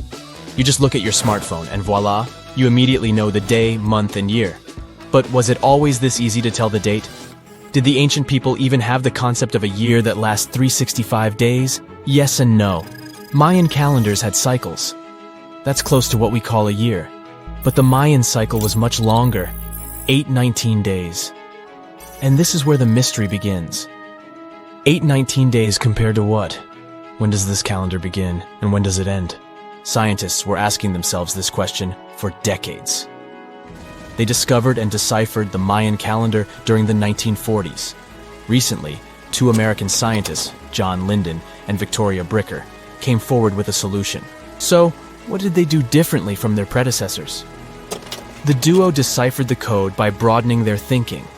They expanded the calendar from 819 days to full 45 years. That's 20 times longer than the original cycle. And a pattern started to emerge. This was a major breakthrough because the Maya told time in a complicated way. You can forget about the easy-to-read Arabic numerals we have today. These ancient people used glyphs. These are tiny images that represent characters. Something like the icons on your desktop or universal symbols. When you see a little dot with 3 curved lines above it, you know there is a Wi-Fi network available. The Mayan calendar used glyphs that represented animals or natural phenomena. For example, there were symbols for a jaguar and an eagle. Each glyph marked one day. Each cycle is repeated 4 times, 8 and 19 x 4. Let's call these 4 cycles blocks. The Mayas colored each block differently. Scientists thought these colors corresponded to the 4 cardinal directions. Red was east, white, north. West was black, and finally, yellow marked south. But then the 1980s came. Yeah, this was a weird decade. The calculations were all wrong. Researchers determined that the colors were associated with the position of the sun in the sky, It turned out that the color yellow represented the highest point of the sun, which is called a zenith. White was the lowest point, called the nadir. It seems that the calendar showed just how good the ancient Mayas were at astronomy. This is most evident at Chichen Itza. This principal Mayan city is located on the Yucatan Peninsula, Mexico. There stands an impressive step pyramid. It is dedicated to the feathered serpent deity, and its alignment is perfect. Something marvelous happens here twice a year, during the equinoxes, March and September. These are the times when the sun shines directly over the equator. On these two dates, the day and night last the same. At the site of the pyramid, sunlight first illuminates the sculpture of the serpent head at the base of the structure. Then it makes its way up the 91 steps. This creates the illusion that a snake is slithering down the pyramid. Even today, people gather to witness the sight, and it must have been more impressive when the Mayas completed the structure 1050-1300 CE. Do you know what a synodic period is? Neither do I. But Mayan astronomers did. A synodic period is the time that passes before a stellar body does a full lap. For example, this is the period between two full moons. When you look from Earth, this period lasts roughly 30 days. And the Mayas were looking at the skies non-stop. They carefully noted the synodic periods of all planets. From Venus to Saturn, these ancient astronomers kept records of nearly all celestial bodies. But what does this have to do with their calendar? The American researchers' calculations revealed the link. Let's take the planet closest to the sun as an example, Mercury. Its synodic period is 117 days. Multiply that by 7 and you get which number? Exactly 8 to 19, 117 x 7 equals 819. Coincidence? Definitely not. Because synodic periods of other planets also neatly match the magical figure 819. But this is not visible from a single Mayan cycle. Scientists had to expand it several times to discover the pattern. There is a reason why no one could decipher the code for so long. They were focused on a single planet. The trick was to add the Mayan calculation for all the planets. Researchers just needed to see the bigger picture. This brings us to the year 2012. Can you remember that some people thought that the world would end on December 21st? That turned out to be a bust. We are alive and well now. But what started this false rumor? The Mayan calendar, of course. You see, these ancient people based their calendar on long periods of all the planets. That included a lot of complicated math and a lot of multiplying. This 2012 was simply the time when their cycle ended. It is known as the long count. This period is the same as our year. For the Mayas, 2012 was something like the 31st of December for us. Just an end of a cycle in which they measured time, so there was no need to panic. Those New Year's Eve parties might be a bit wild, but the world doesn't end on January 1st. The Mayas stretched more than their calendar. Rubber was the name of the game. Yes, you've heard it correctly. These ancient people were making different grades of rubber 3,000 years before one famous American did, Charles Goodyear. They would extract natural latex from the rubber tree. This is a milky substance that can be turned into rubber. And they weren't the only ones. Scientists found evidence that their neighbors, the Aztecs and the Olmecs, did the same. But what did they do with rubber? They didn't need car tires, definitely. But it's cool to have a nice pair of sandals for the beach. The Spanish wrote about rubber sole footwear that natives wore. Sadly, scientists still haven't found them. That would be a big step for archaeology. So the Maya were playful with rubber, literally. Researchers guessed that they produced balls from latex. These were bouncy and ranged in size from a softball to a soccer ball. A typical Mayan ball game, pits, involved 2 hoops. You must be thinking basketball, but not quite. The hoops were set on walls, 23 feet high. Compare that to the NBA standard of 10 feet. And the hoop was the other way around. There is also a sweet side to the story of the Mayas. These ancient people enjoyed chocolate. In fact, the modern word chocolate probably comes from their language, Xocolatl. This meant bitter water. Okay, you get the bitter part, but why water? The Mayas didn't produce chocolate in the form we know it today. They didn't make bars of chocolate. They drank it. Smashed cocoa beans made for excellent drinks. The Mayas perfected the mixture over time and even added spices. Anyone up for a fiery chocolate drink with stew peppers and cornmeal? Who knows, maybe this beverage actually tasted well. Cocoa beans were sacred and used as a currency. Researchers believe all social classes got to enjoy it. Free chocolate for all sounds nice even today. But where did the Mayas get clean water for their cocoa drinks? From the oldest known filtration system in the Western Hemisphere. It was based on zeolite. These are minerals that contain aluminum and silicone compounds. And guess what? Modern air and water purifiers still use this material. Mayan tech wins yet again. Back in Europe, Roger Bacon developed a sand filtration system in 1627, some 1,800 years after the Mayas. But what about regions without rivers, lakes, or springs? Mayan engineers had it all figured out. Rainwater. They would carve out large reservoirs in the limestone bedrock. Then, they would coat these underground caves with a layer of a watertight material. The final step was to make small channels that collected water from the hills above. Scientists estimated that just one of these reservoirs could hold on average 10,000 gallons of rainwater, enough to fill 55 modern hot tubs. The ancient city of Taposiris Magna is hidden on the northern coast of Egypt. These days it has very little of its former glory, but what lies beneath it may hold the secret to uncovering a famous mystery, that of Cleopatra, the most memorable Egyptian queen in history. The recently discovered tunnel is also known as a geometric miracle for its time. Excavations have uncovered a 43-foot-long structure below the ground, which is partially submerged in water. Its shape and construction technique are similar to that of the Eupalinos Tunnel, another amazing ancient discovery. This one is located in Greece and was built by excavating simultaneously from 2 points, aiming to have them meet in the middle. The use of math and geometry to make this construction was astonishingly precise for those days, more so since it was built near a mountain.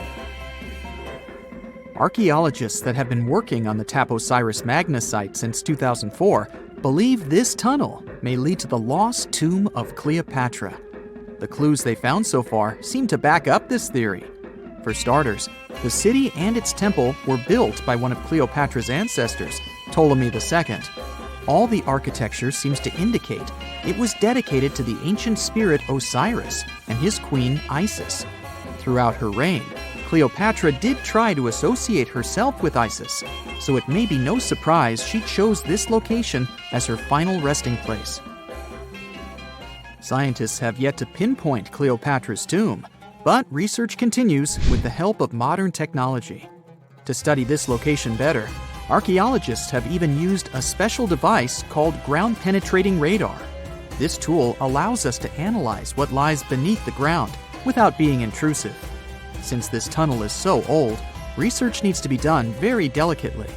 Seeing pictures of what's underground before you start digging is incredibly useful and has been done here since 2011.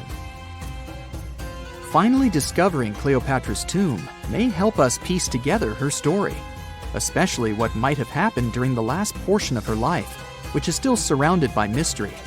We still don't know the exact cause of her passing. Some believe she may have let herself be bitten by a poisonous Egyptian cobra. Others have suggested that she was well accustomed to toxic substances, even hiding some in her hairbrush in case she ever needed it. But that's not to say she chose to use it on herself. We do have a lot of other interesting information on Cleopatra that's equally as impressive, like the fact that she had a stylist. Most of the images you've seen depicting this famous queen show her wearing black eyeliner. This look was put together by Airas, a woman known to have been her personal beautician. She traced the long line from her eyes to her temples, a makeup technique still used today to enhance the eyes. Airas was an important figure throughout Cleopatra's life, known also as her confidant and close friend. There are even theories that suggest Airas was there by her side when she passed away. Despite her well-thought-out looks, Cleopatra wasn't as pretty as she's described. Or at least, that's what recent research has pointed out. Sure, if we look at movies and modern imagery, she's depicted as this incredibly beautiful woman with symmetrical and delicate features. However, if we look at coins showcasing her image from back in the day, her looks are rather average. Her image on the coins might have been adjusted, too, to make the queen look stronger in the eyes of her people. So there is no trusted source available to confirm her image. But her description in most pieces of ancient literature speaks of her other qualities, like her voice and personality, not of her beauty. Cleopatra might have been the most famous Egyptian queen to this day, but she wasn't the first choice. She did have an older sister, Berenice, that was initially supposed to take the throne. Berenice passed away before she could do that, so Cleopatra took on the role and began investing in her education. She traveled throughout the country quite frequently, so she could become accustomed to her people and their needs. She was only 18 when the responsibilities were passed down to her, and immediately gained popularity because of her intelligence and education. Her taste in literature was quite good too. She was known to be a fan of Homer, the famed Greek philosopher and poet. Cleopatra loved to write as much as she loved to read. There are even claims that she wrote a book on medicine and cosmetics, but we have no evidence to this day that such work ever existed. Part of being a great leader back then meant you had to speak multiple languages. Cleopatra clearly understood that, and that's why she's rumored to have known many languages to varying degrees. Some archaeologists suggested she spoke Greek, Egyptian, and Ethiopian, as well as many Arabic dialects. She might have even spoken Latin, but there's little evidence to support this claim. She might not have had angelic looks, but Cleopatra was really careful with the way she looked, even with her diet. She was known to have enjoyed simple meals, including a variety of fish. Since she lived close to the Mediterranean Sea, it's really no surprise. As a treat, she liked to eat stuffed pigeons, which she also served to her guests. Other dishes on the menu included vegetables and fava bean soup.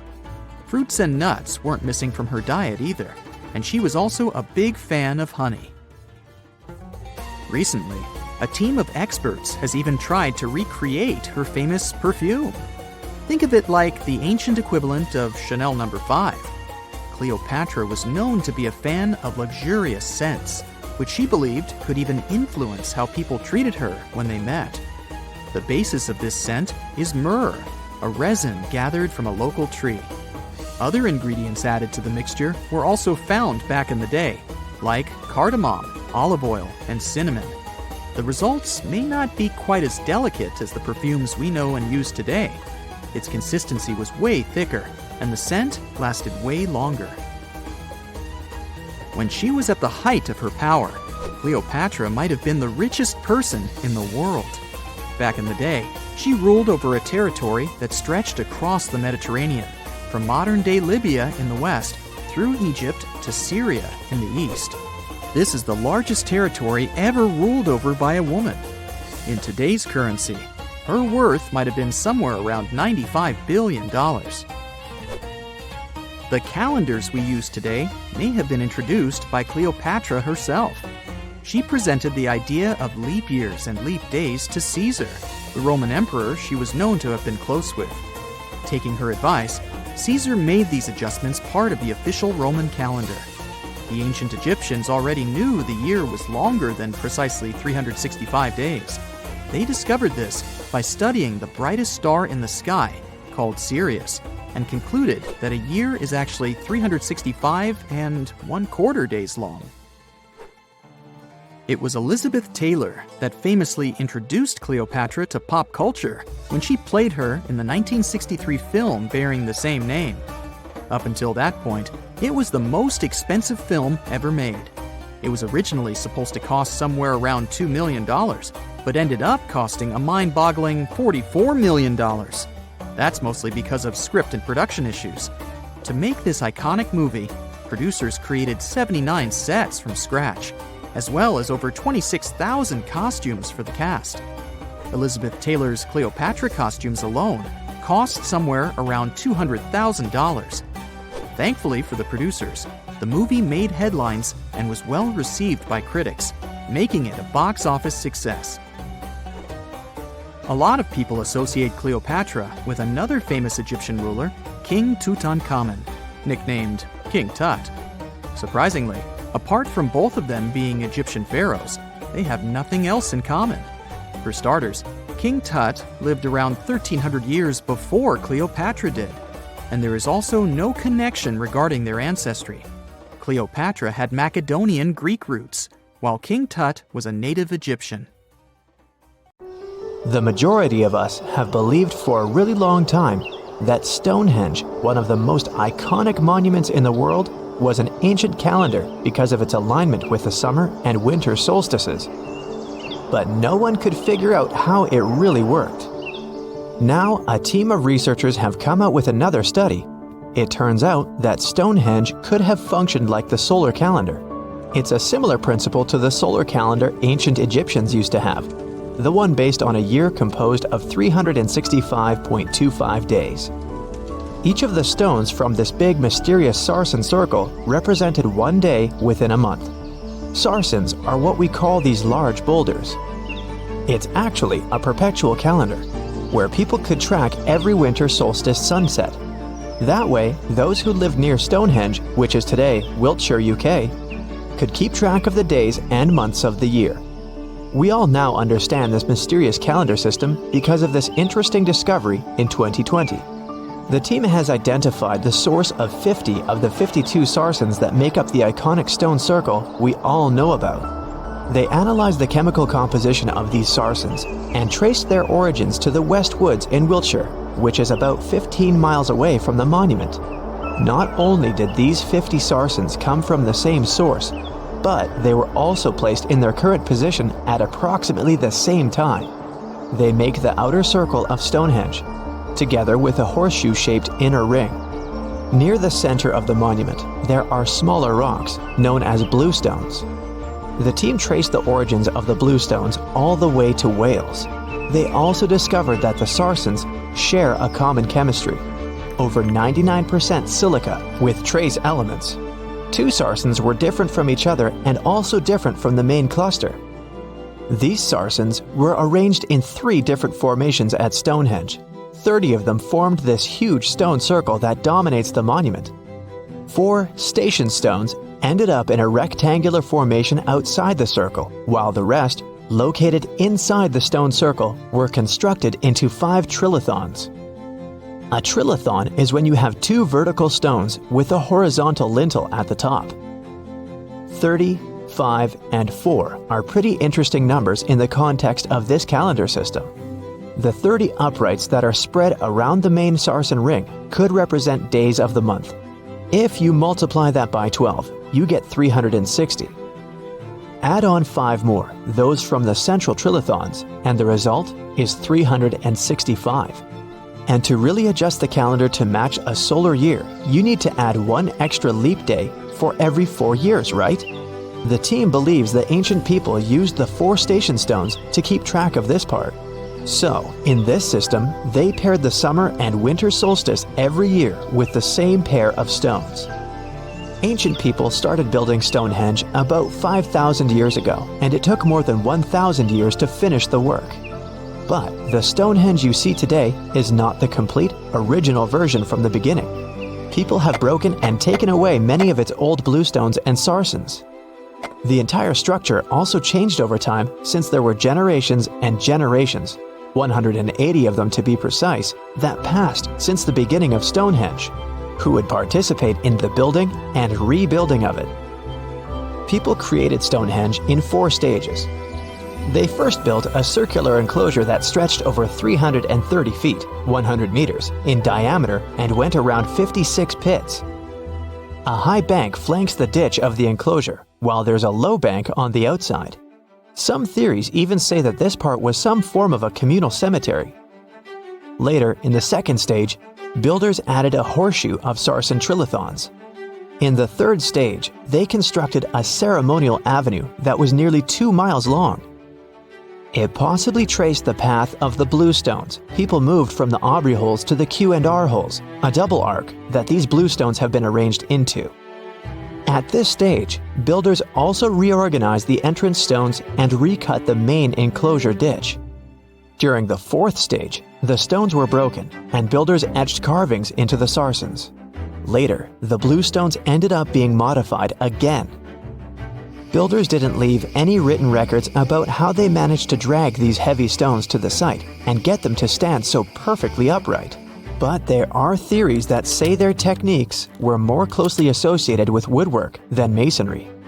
They made mortise holes and protruding tenons because they wanted to slot these stones together, and they used tongue and groove joints to do that.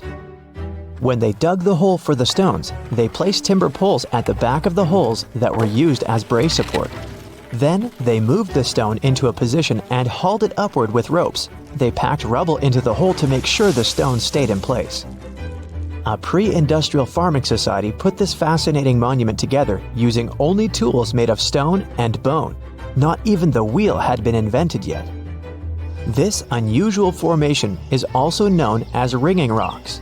The stones you can see at Stonehenge have some pretty odd acoustic properties. When you strike them, they produce a loud clanging sound. That could be one of the reasons why people bothered to transport them over such a long distance in the first place. In some ancient cultures, people believed that these rocks contained healing powers.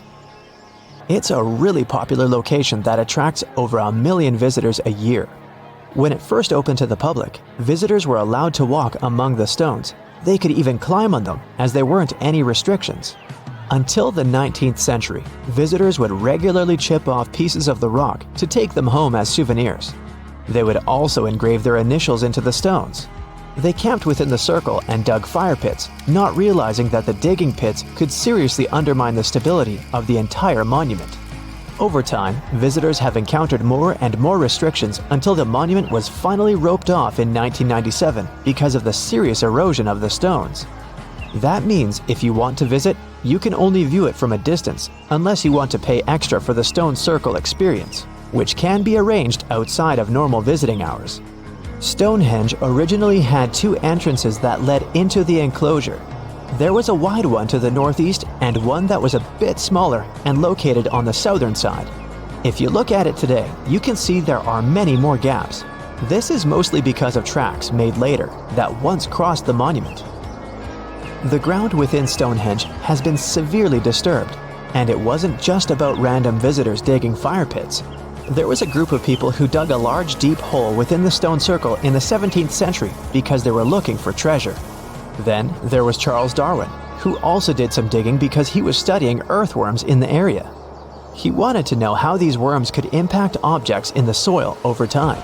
He observed how a fallen stone there had sunk deeper into the ground and realized it was happening because of the activities of these tiny creatures who churned through the soil all the time. In 1963, there was a theory that Stonehenge had been built as some sort of computer that predicts solar and lunar eclipses.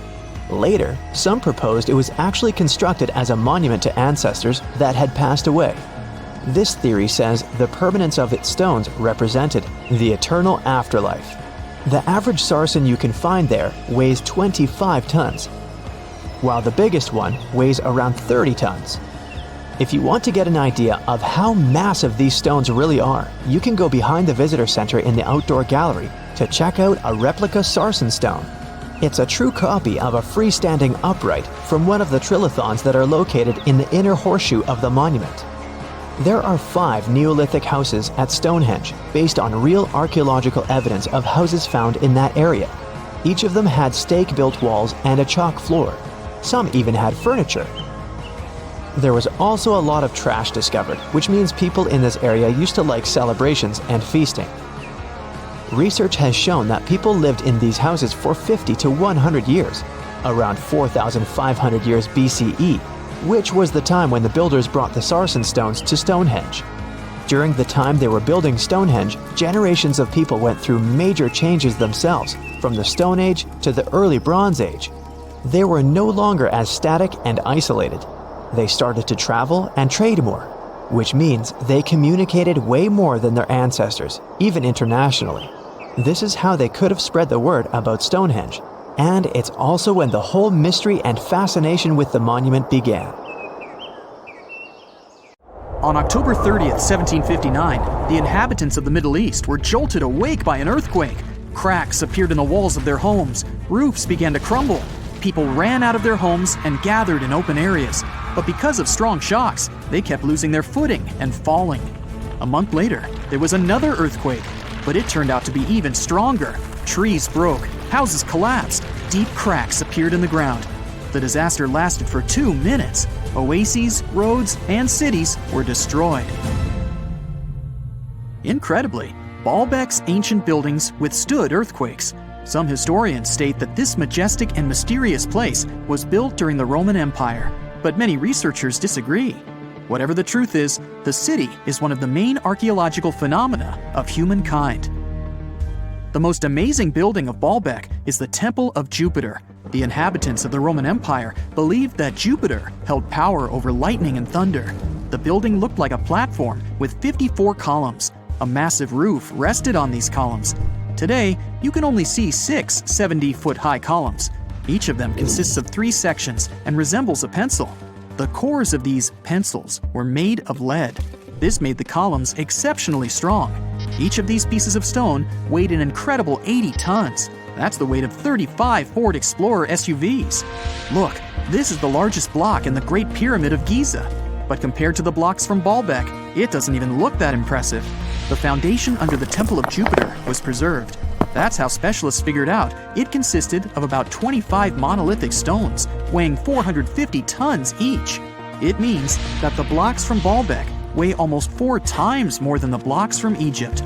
There are 3 more enormous limestone blocks in the foundation. They weigh 800 tons each. This is more than twice the weight of a Boeing 747 plane. Ancient builders must have had a hard time carving such giants from a piece of stone. And after that, they also had to pull them to the construction site and lift them to a significant height. Repeating these logistics would probably turn out to be a nightmare for present-day builders. To do this amount of work, they would need modern equipment. But Balbek's constructors didn't have trucks, cranes with circular saws, or electricity. How did the builders of the past manage to do this? Scientists have a theory that includes ropes, winches, and lever systems. Naturally, the engineers of the past made all the gadgets from wood. Around 3,000 feet away from the ruins of the temple complex, there's a quarry. Archaeologists suppose that's where the stones for the construction were cut. They found a block of limestone there. It seemed to be too large, even for this incredible place. The monolith got called the Stone of the South. It was 65 feet long and 13 feet wide. The ancient builders didn't have time to completely separate it from its mother rock. A group of scientists from Austria estimated that this piece of limestone weighed more than 1,000 tons. That's like 3 Boeing aircraft or 160 African elephants. There was another surprise awaiting the archaeologists near the Stone of the South. It was the second monolith that weighed more than 1,200 tons. But the ancient builders didn't stop at that. They continued to work. In 2014, in the same quarry, German archaeologists unearthed a block that weighed 1,650 tons. No one has figured out yet why people of the past needed a piece of stone that weighed as much as 125 school buses. It's also unclear how they were going to move this giant and why they didn't finish the job. In any case, this third monolith is the largest processed piece of stone in human history. There are more questions than answers. Some researchers believe that people of the past had high-tech equipment. Others don't think so, but are eager to understand how the builders managed to move those stones. There's a huge number of ancient buildings and artifacts on the planet. Lots of them make researchers scratch their heads. Near the Pyramid of Djoser in Egypt, archaeologists have found a network of tunnels. This place is called Serapeum. It contains 24 sarcophagi weighing from 70 to 100 tons. The giant boxes are carved from a single piece of granite and covered with heavy lids. The sarcophagi are perfectly symmetrical. To the touch, their walls are as smooth as glass. Even with the current level of technology, this is very difficult to do. But the ancient Egyptians managed this feat. The Lycurgus cup is a priceless artifact and example of ancient nanotechnology. It's made of glass that can change its color. If you put a source of light in front of the cup, it turns green. If the light is behind the goblet, it becomes deep red. In this case, the figure of Greek king Lycurgus turns pale purple. Scientists understood how this color change worked only at the end of the 20th century. Through microscopes, they saw nanoparticles of silver, gold, and copper. They had been added to the glass matrix. Thanks to this, you can observe a color change called dichroism. Interestingly, the gold and silver were grounded into a fine dust. It's almost impossible to do this by accident. Most likely, the ancient experts knew for sure what they were doing. Bolivia has a curious place called Pumapunku. It looks as if an ancient giant played there with an enormous construction set. And after the game, they forgot to put the pieces back into the box. But there are no giants, and the huge stone blocks were carved by ancient builders over 1,500 years ago. Some of the rocks weigh 100 tons. The blocks were brought to an altitude of almost 13,000 feet above sea level from the quarry 60 miles away from the construction site. There's no forest in that area. This means the builders couldn't use trees to make wooden rollers. The monument belongs to the Inca civilization. Scientists are sure they didn't know anything about wheels. In 1992, the inhabitants of a Chinese village decided to drain a pond. Their ancestors had been using it to wash clothes and catch fish for hundreds of years. They kept pumping the water out for 17 days. At the bottom of the reservoir, they made an unexpected discovery. The villagers saw an entrance to a cave going down to a depth of 100 feet. The incredible find was named the Longyu Caves. Unknown builders carved out 320,000 square feet of galleries. There are separate rooms, bridges, pools, and columns that support the ceiling. The walls of the cave are covered with strange carved lines and patterns. Scientists haven't found any information about who built the caves and why they did it. The construction technology also remains a mystery. Antonio Stradivari lived in Italy in the 18th century. He created musical instruments. More than 600 of his works have survived to this day. 500 of them are violins. One of the instruments was sold at auction for $16 million. The violins made by this master sound clear and deep. Researchers can't understand why Stradivarius instruments produce such unique sounds. Perhaps it's all about the varnish the master used to cover the violins. The answer may also lie in the wood the instruments are made of. In those days, Europe had a cold climate. Because of this, the wood became denser, and the instruments made of it sounded especially pleasing to the ear. In the Indian city of Delhi, there's a 23-foot-high pole. It weighs 6.5 tons and is made of 98% wrought iron. The 1,600-year-old pillar has no signs of rust or decay. Scientists believe that the monument is so well preserved thanks to the dry weather and the chemical composition of the metal. It might be resistant to corrosion. And still, researchers don't know how the blacksmiths managed to make an iron pillar that's not afraid of rust. It seems like a tough feat, even for modern metallurgists. The Al-Nasla rock is divided into two parts by a perfectly straight slit. Each boulder stands on a small pedestal. Some people believe this is the evidence of ancient laser technology. But geologists think the split happened due to the ground shifting or natural vibrations that occurred under the rock. This process led to the appearance of the crack. It had been deepening for thousands of years, and gradually, the natural monument took the form you can see today. When you hear the word mummy, you might get a chill down your spine. That's because most of us associate this word with those creepy characters we've seen in some scary movies. But in reality, mummies have helped us understand a lot about ancient civilizations, their rulers, and about how people used to deal with losing their loved ones. The people most famous worldwide for their mummies are the ancient Egyptians. They believed that some sort of existence after passing away was possible, if certain conditions were met. That's why they insisted on preserving the human body through the process of mummification and placing the mummy in a furnished tomb, kind of like giving it a fully functioning apartment of its own. Why did they believe in this? Well, because they were deeply connected to their natural environment for the most part. They saw the natural cycles around them, like how the sun rose every day, followed by the moon, or how new life was always sprouting from plants, even after they had wilted away. They also believed that the powerful spirit Osiris, who represented the cycle of passing away and resurrection, played a role in this process. To prepare for the afterlife, the ancient Egyptians followed certain rituals, like mummification, which involved using materials like honey, resins, and incense to preserve the body. There's no other mummy more popular than that of King Tut. He was a young pharaoh who ruled over 3,000 years ago in Egypt. The problem with discovering ancient royal tombs is that most of such burial sites were previously robbed. People knew ancient rulers had been left with many valuable belongings, so those locations became vulnerable to thieves. When King Tut's tomb was opened in 1922, people were excited because it had not been robbed, like many other previously discovered royal tombs. That's how well hidden it was. Inside, his mummy was encapsulated in a total of 3 coffins, including one made of gold. The objects found in his tomb showed us what ancient Egypt was like, and studying his mummy also helped us learn about the culture and practices popular at the time when he passed away. We also learned about his family by looking at his DNA. Scientists were able to discover that he had had a disease called malaria and a problem with his foot that might have made it hard for him to walk.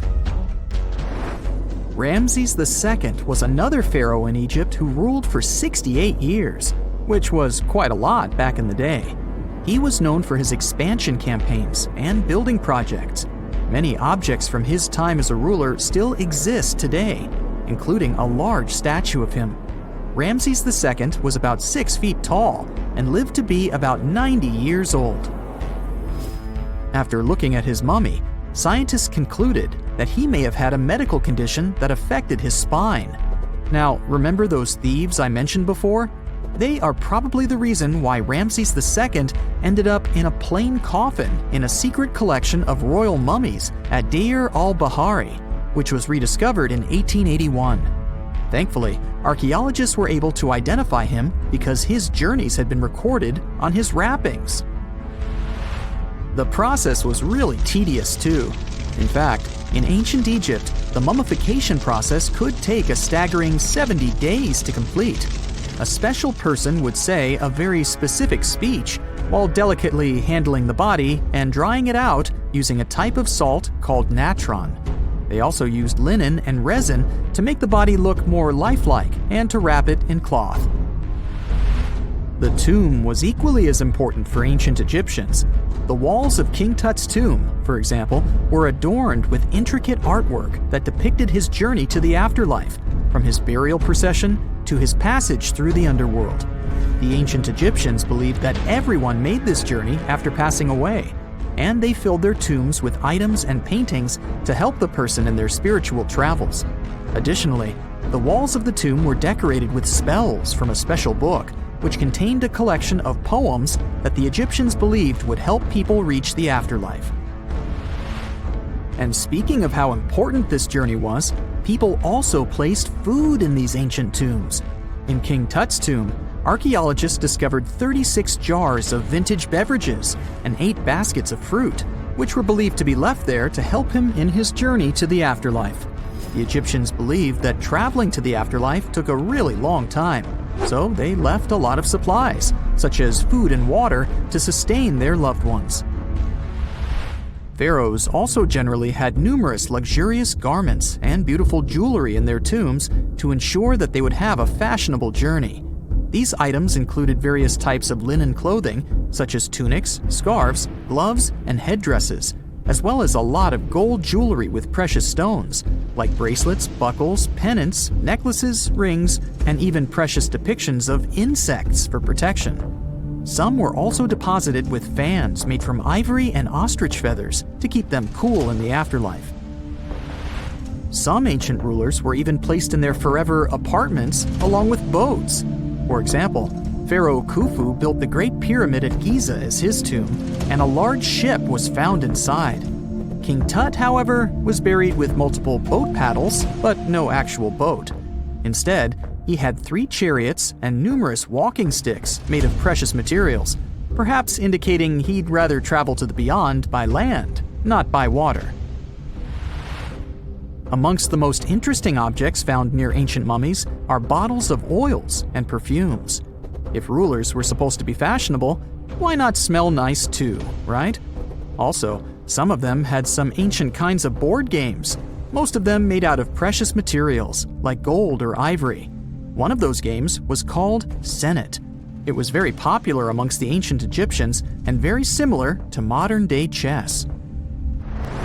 The ancient Egyptians may have the most famous mummies out there, but they weren't the first to invent the procedure. In fact, it all started in South America with an ancient civilization named the Chinchorro. As far as we know today, these people were the first to mummify their loved ones that had passed away. They did it somewhere around 2,000 years before the Egyptians started their own rituals. Sure, we can tell a lot about ancient rulers by studying these mummies, but until recently, we had no idea what they really looked like during their lifetime. Not so long ago, though, some very special mummy paintings were found by archaeologists studying ancient Egyptian objects. These mummy portraits are highly detailed paintings of individuals that were made while they were still alive.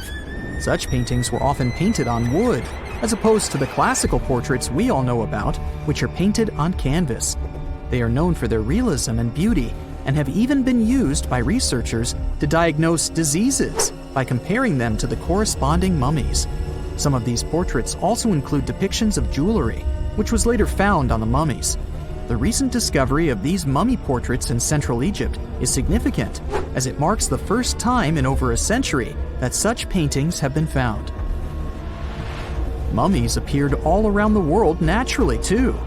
Mummification can occur without people intervening because of natural conditions, like extremely cold or hot environments, places with a lack of oxygen, or accidental exposure to chemicals that preserve the body.